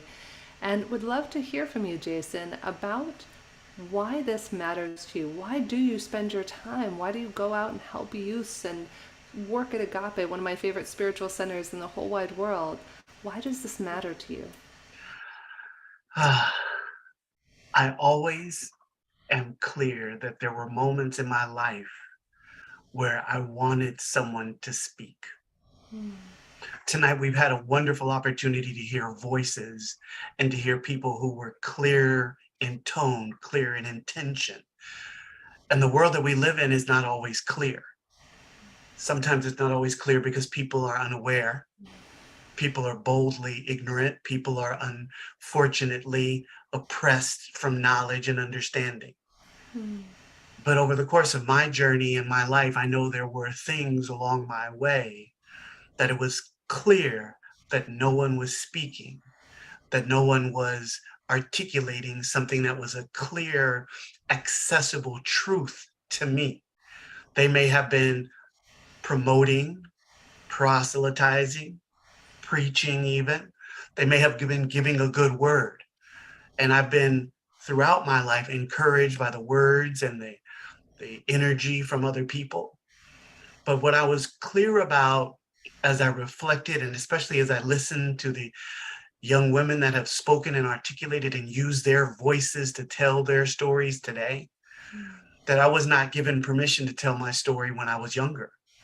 That often in some of the communities that many of us were raised in, that telling our story is forbidden because some of our stories come with pain, and pain is not something we talk about. Some of the stories that we come with on our journey are sad, and talking about sadness is not always acceptable. And so as I think about the gift that I had in working with the Spirit Awakening Foundation that was created by Akuyo Graham, who caught a vision when she was as a practitioner student more than 20 years ago, and the opportunity that I had to serve there, as I caught a vision many years ago when I was working as a teacher in the Los Angeles Unified School District, as I caught a vision many times of just knowing that voices are being called forth, and we don't always know who we're speaking to, even when we're before an audience.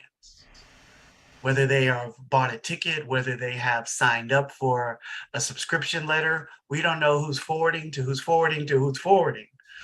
But I've become clearer and clearer that it is essential that all of us who have awakened, all of those who are recognizing that we are awakening, that it is essential that we use our voices. And the young people are the ones who I feel are the most pliable, no matter how tough, no matter how resistant, no matter how steadfast they are in what they believe in this moment.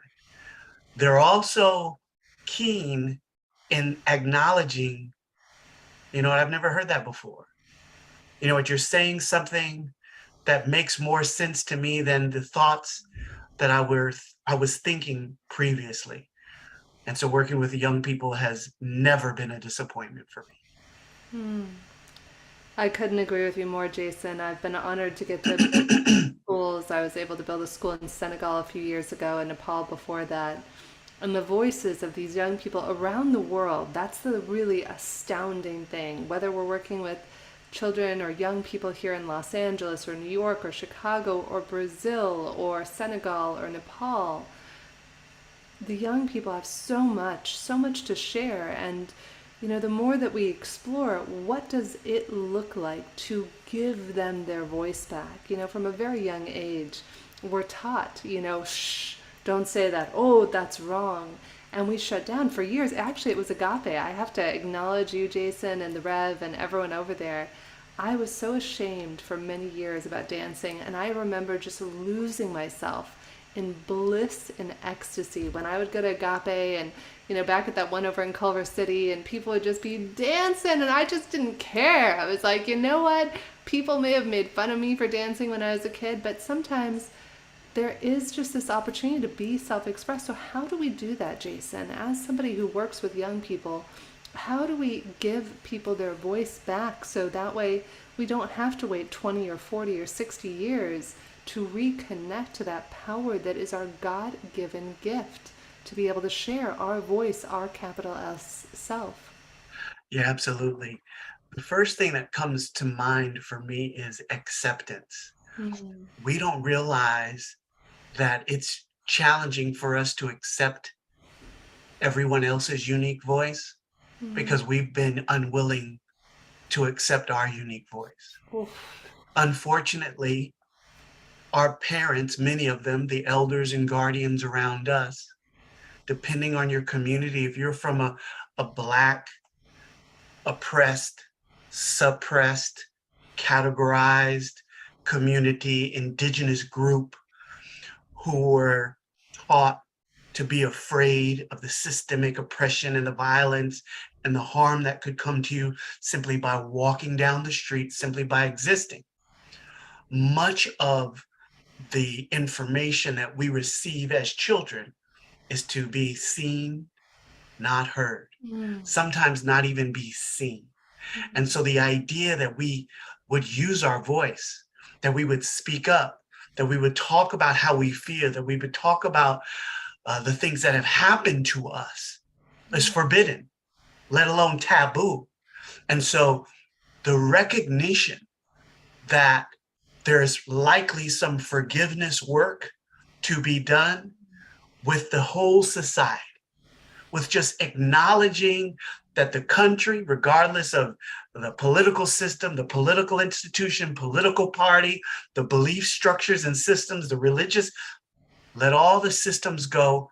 And from a place of forgiveness, let them all pass. And in my present moment awareness, say, I take hold of who I am. I may be learning, but I'm going to learn who I truly am. I'm not the things that happened to me. I'm not the neighborhood that I grew up in. Even if I love the neighborhood, even if I'm very proud of the neighborhood, even if I'm very proud of the culture, that's not me. It's one of the many different expressions of me. So I don't even want to limit myself by, as proud as I am that I've been created and I express as an African-American man, as a Black man in the world. That's not the only way I express. My Indigenous Aboriginal brothers and sisters, that's not the only way they express. We were even talking about queer identity in the chat, and Scott was giving some beautiful articulation in the chat. But even our sexual identity is not all that we are. So it is essential that we really get to know ourselves beyond race, beyond gender, beyond sexual orientation, beyond any limited idea that is transitory, beyond any limited idea that is not the same yesterday, today, and forever. And in exploring that and giving ourselves permission to embrace that, we then learn how to give it to each other. We then learn how to accept the person who's unhoused and homeless and has a rank, dank smell to them, that has an articulation, a loud voice, a boldness, maybe speaking to themselves that we don't understand, that's standing on the corner across from the neighborhood grocery store or bodega. And we don't ever have to see them as wrong. We don't have to see them as broken. We can see them as being an expression, and we can simply hold the same space for them that we have now learned to hold for ourselves. Wow. I'm really moved, Jason. You don't know this, but earlier today I was accosted by a couple of homeless people who just were really upset in Hollywood and going through their experience. And I really acknowledge, my sister has mental illness and she was homeless at one point. So I like to think of myself as somebody who's compassionate to it. Yet sometimes we get in our own fear-based bubble. We get into our bubble filled with judgments and fears and resistance to the person or the thing or the disease or whatever it might be. And so I love what you just said there. Say that again, Jason. I think you said to hold space for every which way that we all show up. Can you say that again? It was so powerful. It is essential that we understand how infinite the infinite is. We want to control, structure, push to the left, push to the right, existence. But that's not how it works. And so as I see our brothers and sisters, our folks in the community, I want to simply hold them in my heart and my awareness, and also trust that there is a true, clear discernment in my relationship with the presence, that I also know that, it's not my time to walk near this person because of where they are. That's not a judgment about them. That's a clear guidance that has nothing to do with establishing their value or devaluing their humanity. And so I can simply hold space. If the world needs anything, it's those of us who are willing to hold a non-judgmental space. We are not evaluating. We are not establishing a value. We are not devaluing creation, right? Our brothers and sisters who are fighting for the rainforest are trying to tell us these trees are not more or less valuable than these trees. Our brothers and sisters who are working in mental health and recovery, substance abuse and recovery are trying to tell us that these people who have chemical reactions within their brain to particular substances and haven't found a way to manage it are not more or less valuable. So let us hold a space. That space is love. That space doesn't require us to do any favors, to give money. No, hold space. And in that space, I see and hold a love for this person, when you're ready for it, as the greatest love of my life, as the greatest person who's ever loved me, whether they're on this side of the veil or not. And it requires no external action unless inspired, unless prompted.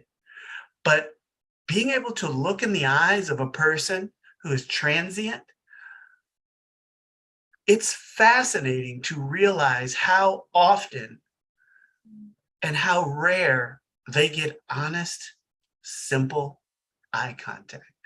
And I can give somebody eye contact from a distance, give a little head nod, an inner acknowledgement, and never, never take away their humanity, their divinity, their beauty.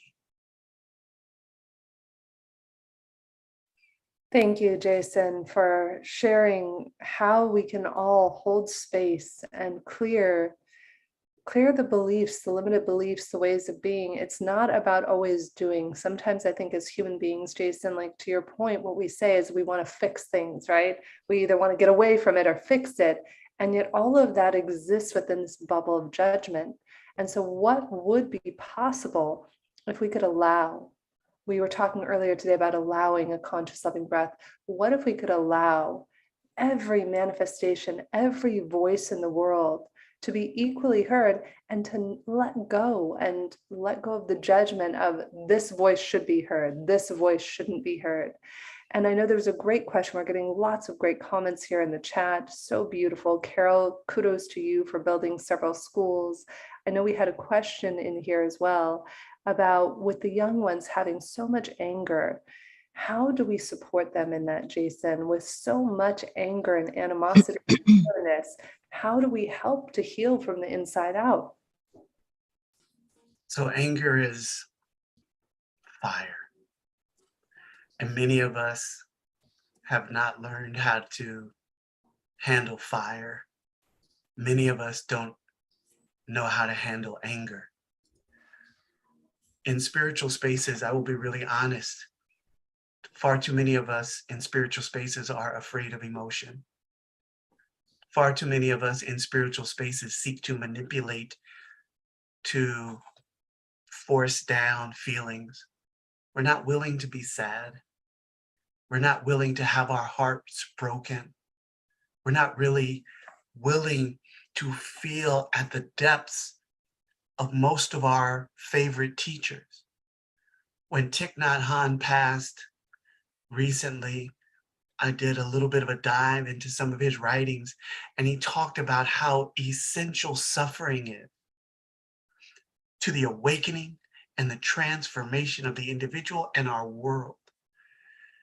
But most of us want to do and are actively engaged in spiritual bypass. We want to feel good. Understandable. Like, let's be clear. I like to feel good. I was dancing with Cornflower. I was getting my boogie groove, shake it on. You can't see it the whole time. But I've had deep suffering and deep sadness in my life. And I am better for it. Not because I sought it. I was certainly not seeking it. But one of my teachers, and I have many teachers, Reverend Ron Blair, talks about emotions just being information,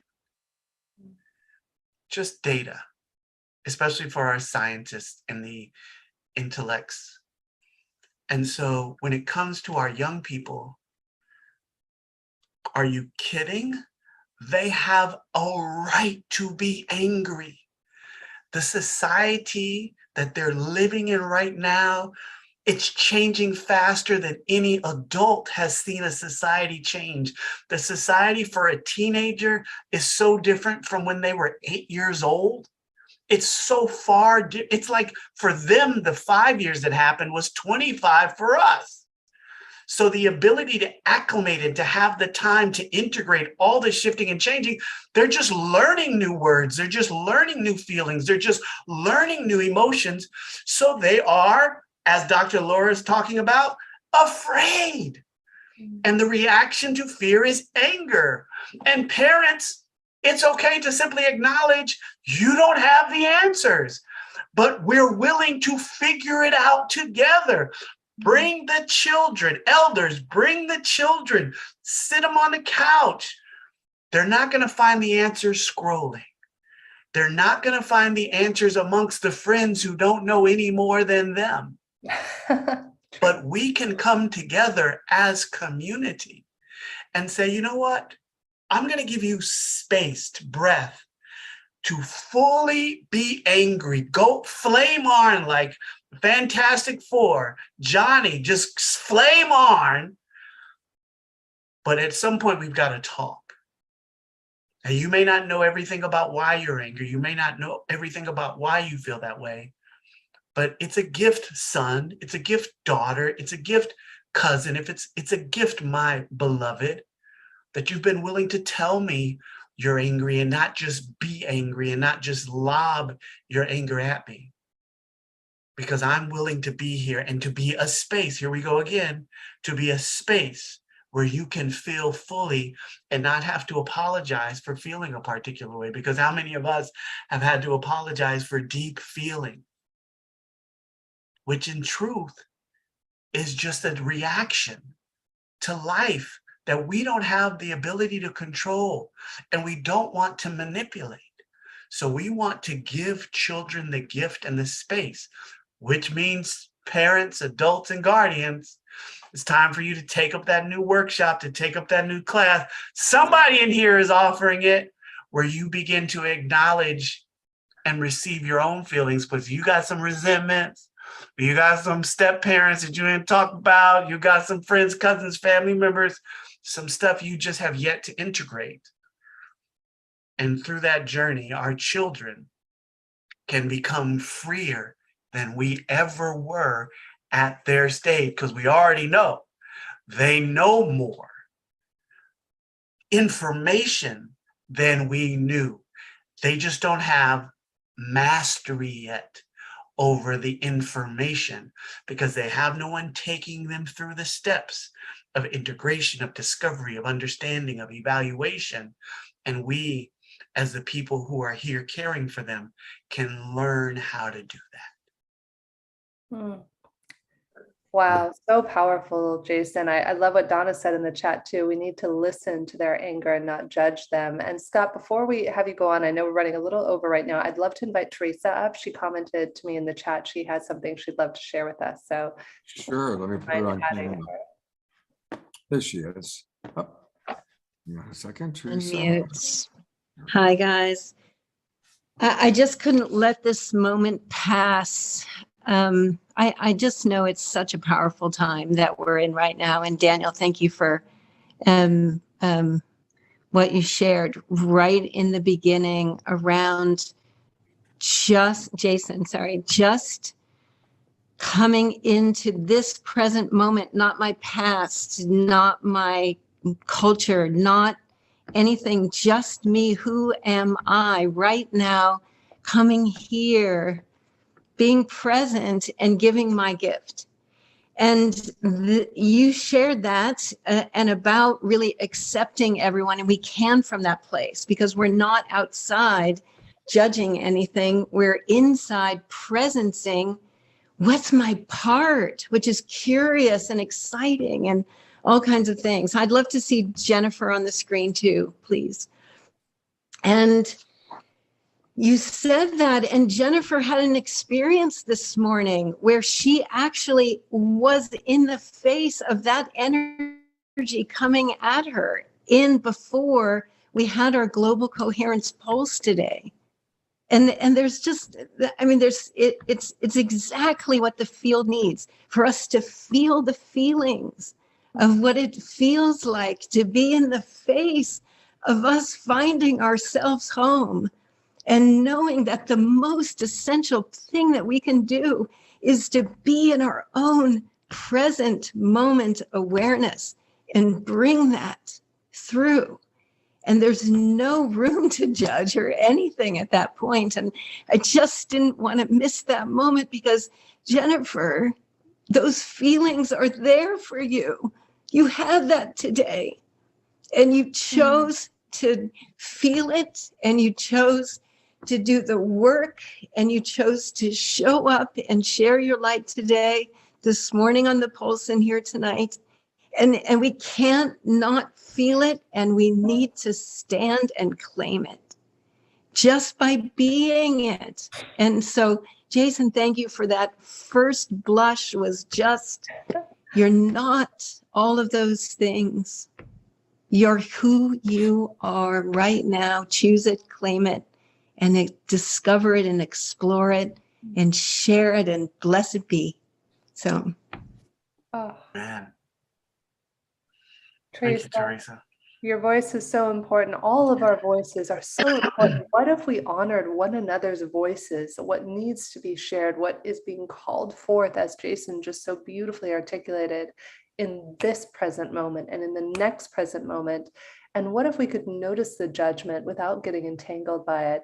In fact, I wasn't planning this. There is something I really would like to share.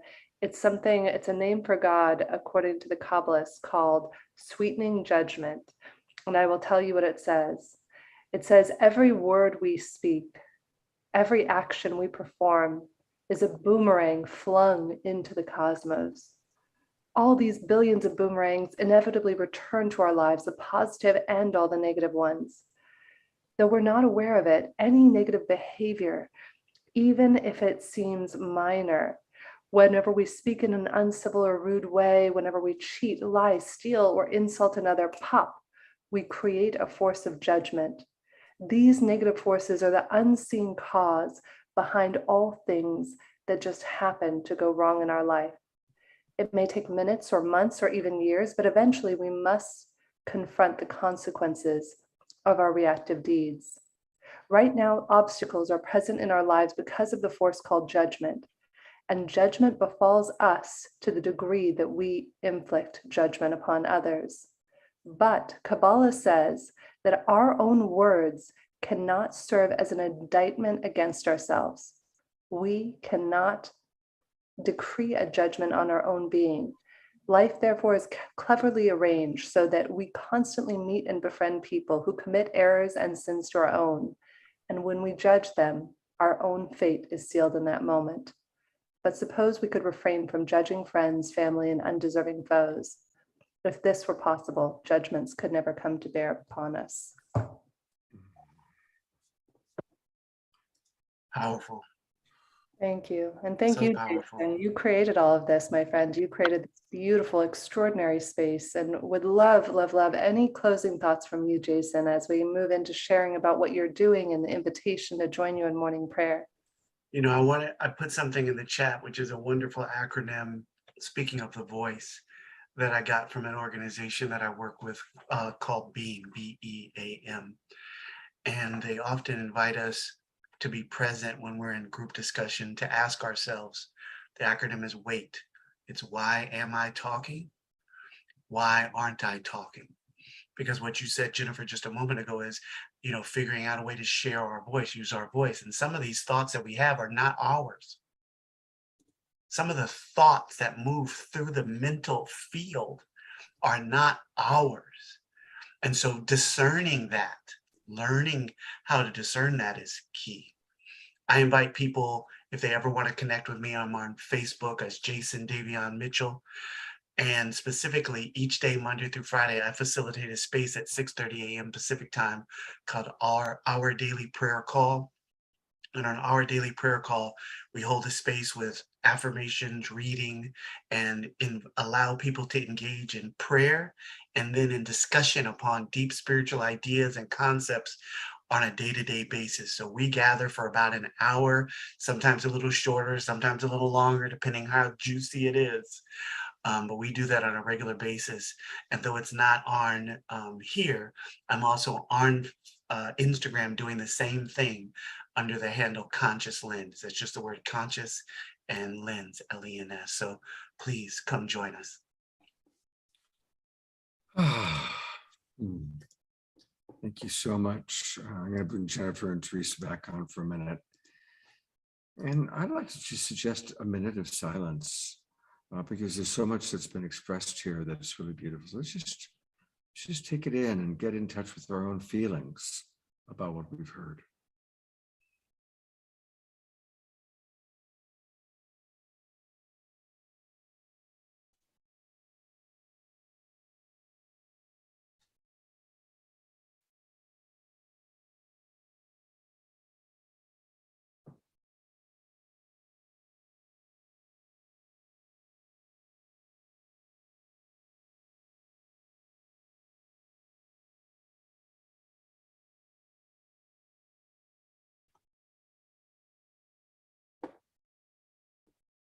I want to invite people to put into the chat box whatever has come up for you, because there's so much wisdom spoken, so much shared. I want to acknowledge, Jason, that I felt humbled because today I noticed, and I didn't even pay conscious attention, but there was a woman who was clearly under the influence that as I was walking, getting ready to do this show, I passed by and she was screaming and being having an experience, and I noticed that I didn't look at her, I didn't even bless her, I just kind of avoided that energy, and so I feel humbled as you brought that up. It's like, oh wow, I did that just a few hours ago.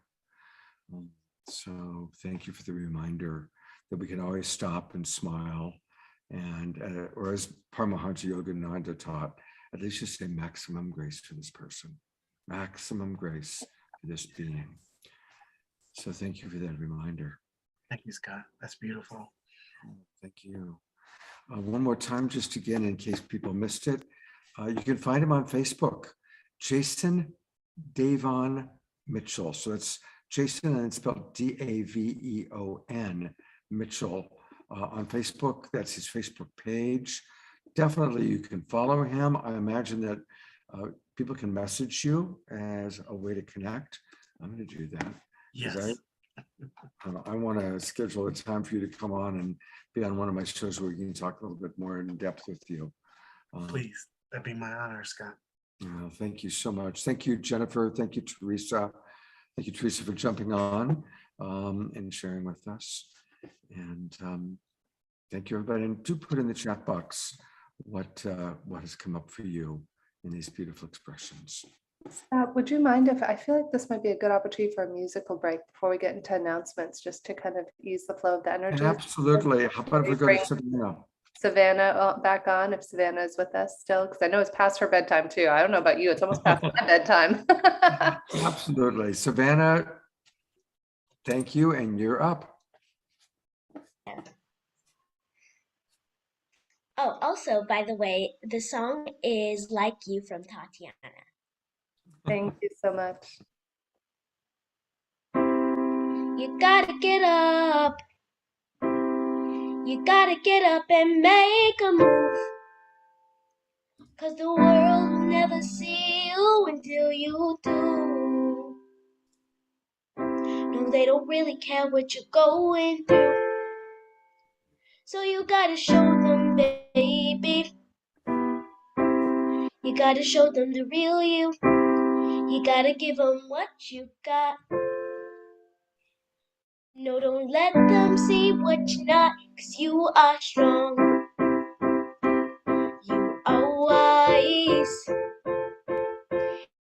are worth beyond 1,000 reasons why.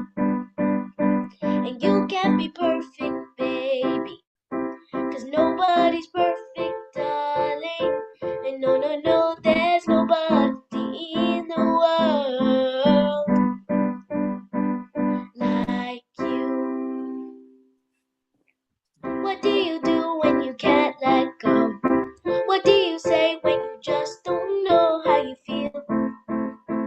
And you know nobody knows how you feel, 'cause everybody got their own darn problem. So everybody's trying to find their way, and day by day it's a struggle. In this world, you know you have to hustle. Just know that you're not alone. You don't always have to be strong all by yourself. I said it's okay to ask for help, so listen. You are strong, you are wise, you are worth beyond 1,000 reasons why. And you can't be perfect, baby, 'cause nobody's perfect, darling. And no, no, no, there's nobody in the world like you. Oh, wow. Let's all twinkle her. Let's all give her some love. That was beautiful. Thank you guys for inviting me. Oh, absolutely. Hey, now, Savannah, don't go away, because we got a question for you. Do you ever get nervous before you're going to perform?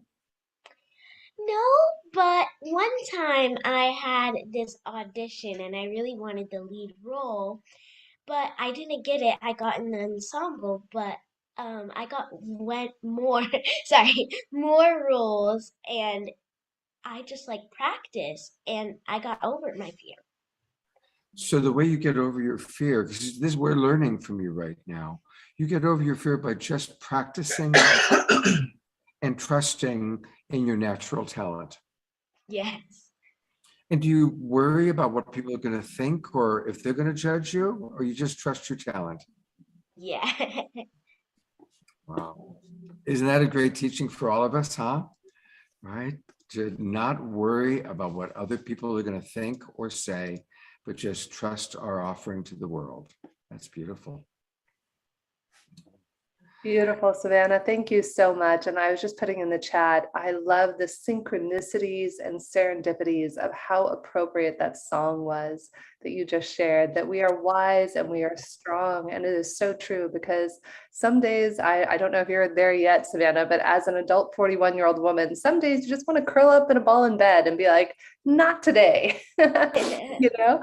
And it's worth just remembering, as you sung so beautifully, that you are wise and you are strong. And my God, you are wise and strong. And I'm so grateful to have connected with you and to have had you here with us today to share your heart and spirit and your beautiful voice. Thank you for being here with us. Yeah. Is there anything else you'd like to say before we wrap up with you today, Savannah? I don't think so. Well, you're amazing, my friend. We look forward to seeing you accepting your Oscar in a few years. Thank you. Or Grammy, whatever you choose. So thank you for being here with us, Savannah. And I think it's back over to you now, Scott, so we can get into some of the announcements. All right.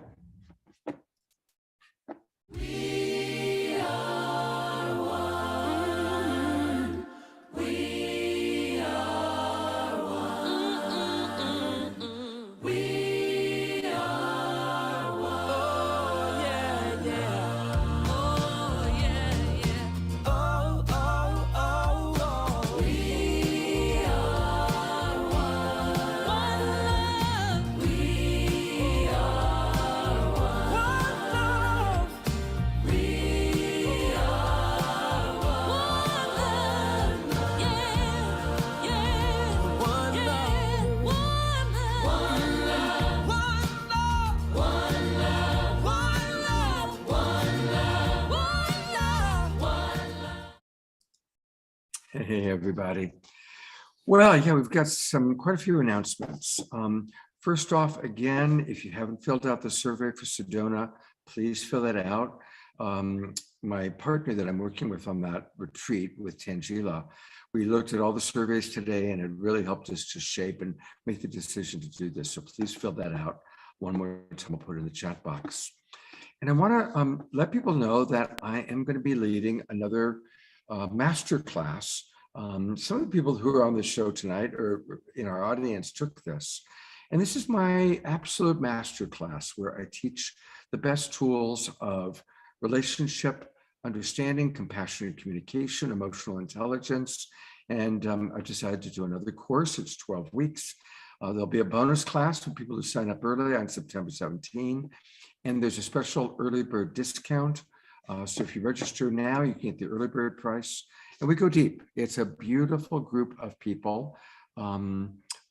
Usually I keep it to about 25 to 35 folks. We get very close and we really learn and we grow together. And it's Saturday mornings, and then there's an optional empathy practice group. So I'd love to invite people to participate in that. Again, I'll put the registration link into the chat box when I'm done doing these announcements. I also want to make sure that everybody knows about tomorrow's show, because it's going to be really special. We had a couple of times we've had Kimberly Meredith on, and she does amazing, spontaneous, she's a medical medium, and she does healing for people. And the last time we had her on a few weeks ago, so many people wanted experiences with her, and we ran out of time. So tomorrow it's just going to be Meredith all day long. We will have an Omushar song in the beginning and in the end, and a brief meditation, but then 90 minutes of receiving treatment from Kimberly Meredith. So that's going to be tomorrow's Sacred Sunday show. So definitely join us for that. Also, we're going to have next weekend, I get to collaborate. You know, every weekend now I'm collaborating with somebody. This weekend, of course, with Jennifer and Teresa Collins. And next weekend, I get to collaborate again with Tangela and Soul Search. And so just running through briefly next weekend shows. They're all people that are part of Soul Search, this amazing group, including Neil Gar, who we're going to be working with. He's going to be a big part of the retreat. He's putting together the music festival happening at the same time we're going to be having the retreat. And also, of course, Tangela and myself. And next Friday night, it's all about really embracing all aspects of ourselves. Tarek Bibi, people loved him when we had him on the show before. He's Palestinian. India Prema has many different cultures. She's from, Tangela was originally born in Bangladesh. She has an Islamic heritage. Neil Gar is very mixed heritage. So all four of them are going to be talking about really being a universal human and embracing all the parts of ourselves. So that's going to be next Friday night. And then on Saturday night, we're going to be talking about manifesting. Let's face it, we all are wanting to manifest at a higher and higher level. Marcy Shimoff will be with us. And Marcy she teaches manifesting at a very high level. I'm not going to go into all the different people with us, but you can see we've got a very large group of people who are going to be with us talking about various tools and practices for manifesting at a high level. That's next Saturday night. And then finally on Sunday, we're going to be talking about spiritual sovereignty. And this is kind of a new term that's come up in our culture. And again, all of these women who are going to be joining me are really brilliant. I've gotten to know each one of them, and they are going to talk about how we can create spiritual sovereignty, and just as important, respect the spiritual sovereignty of others. Finally, of course, many of you attended the memorial celebration that we had for Celestine Starr, which was on August 7th. It was a very beautiful celebration. And a lot of people wanted to have the opportunity to either be there or to speak, and they didn't have that chance. So on August 25th at 6 o'clock Pacific time, August 25th, 6 o'clock Pacific time, we are going to have a Zoom meeting where people can come in and share their reflections about Celestine. We'll show a couple of clips from Celestine's teachings, but just a community gathering. And again, I'm going to put all those into the chat box. So you can join us. And then we're going to conclude our announcements. I'm going to turn it over to Teresa Collins and Jennifer Hill to tell you about what's going on with Global Coherence Pulse. I'm going to hand it over to my friend Teresa to share what's coming up next with the Pulse. Hi, gosh. I don't know. I have a lot to share. First, I just want to say what a beautiful evening it was tonight. I'm, reading the notes in the chat, and Jennifer, your presence tonight and today on the Pulse. And this was a chance for me to kind of take a month off where I wasn't actually hosting the events, and Jennifer stepped in, and it was a glorious day. So thank you, Jennifer, for your loving presence today, and Arthur and Savannah and everybody that showed up. Greg this morning was amazing. And we pulsed the field with love and presence. And we took time out of our day to actually be right here, figuring out how do we become more present and more connected together. And so that's what the Global Coherence Pulse is. Every month we come together and we practice and we explore and we experience coherence. So join us on the third Saturday of every month doing that.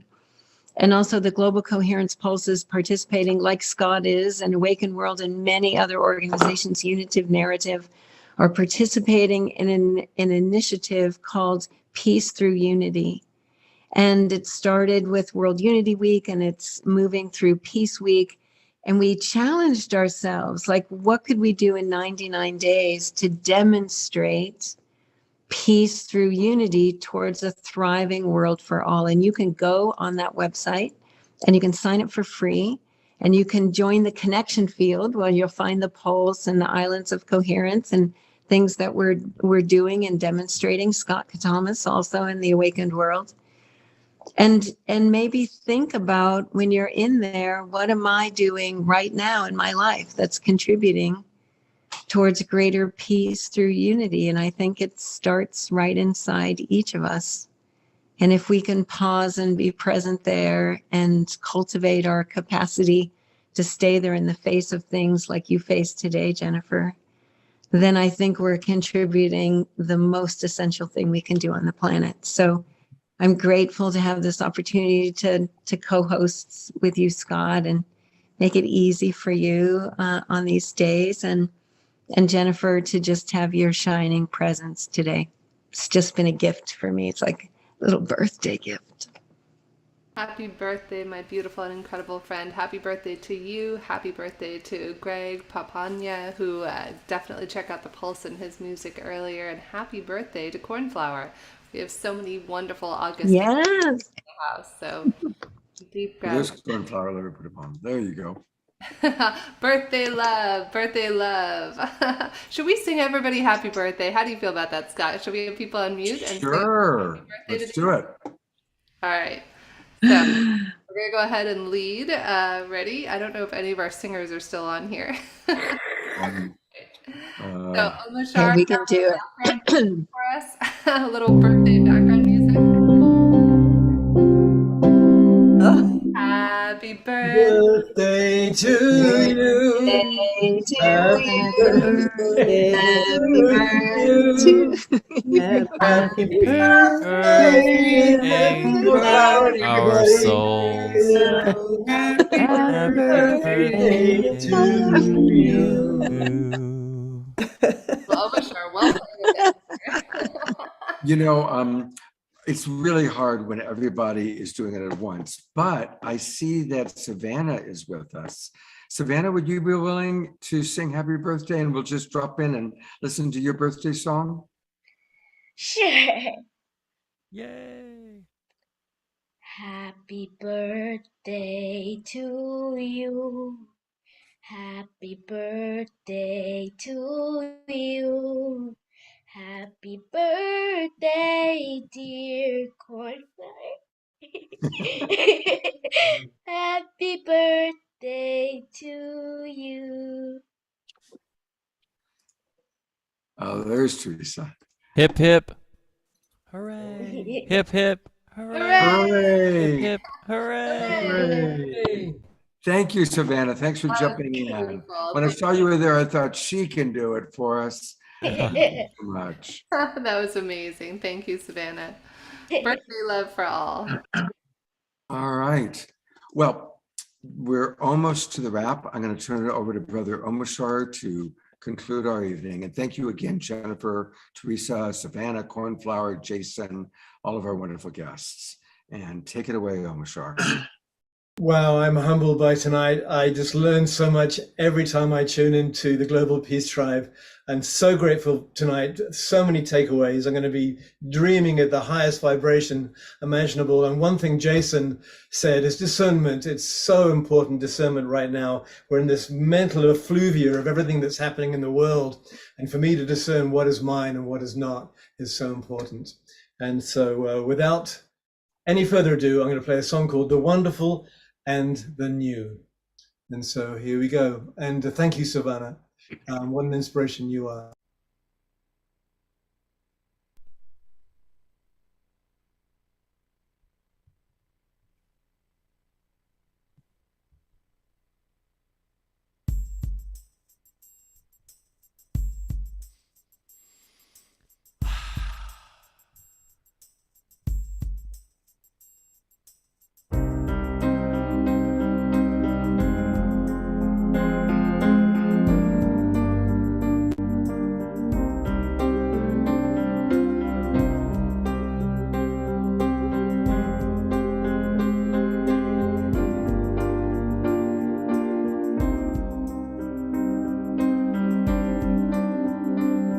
You'll never walk this way again.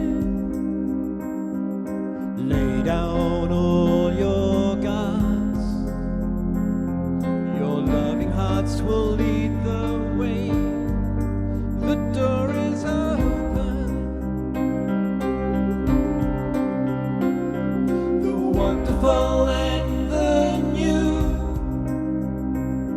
is waiting patiently.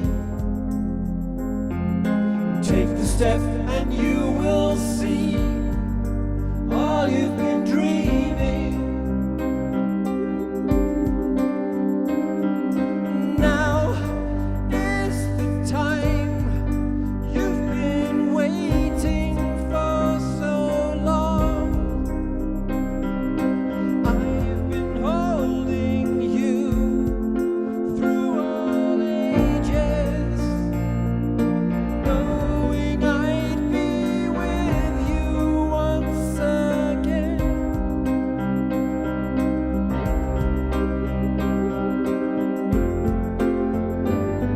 You'll never be alone again. Please take my hand in yours. I love you just the way you are. You're my creation. The wonderful and the new is waiting patiently. And take the step and you will see all you've been dreaming. And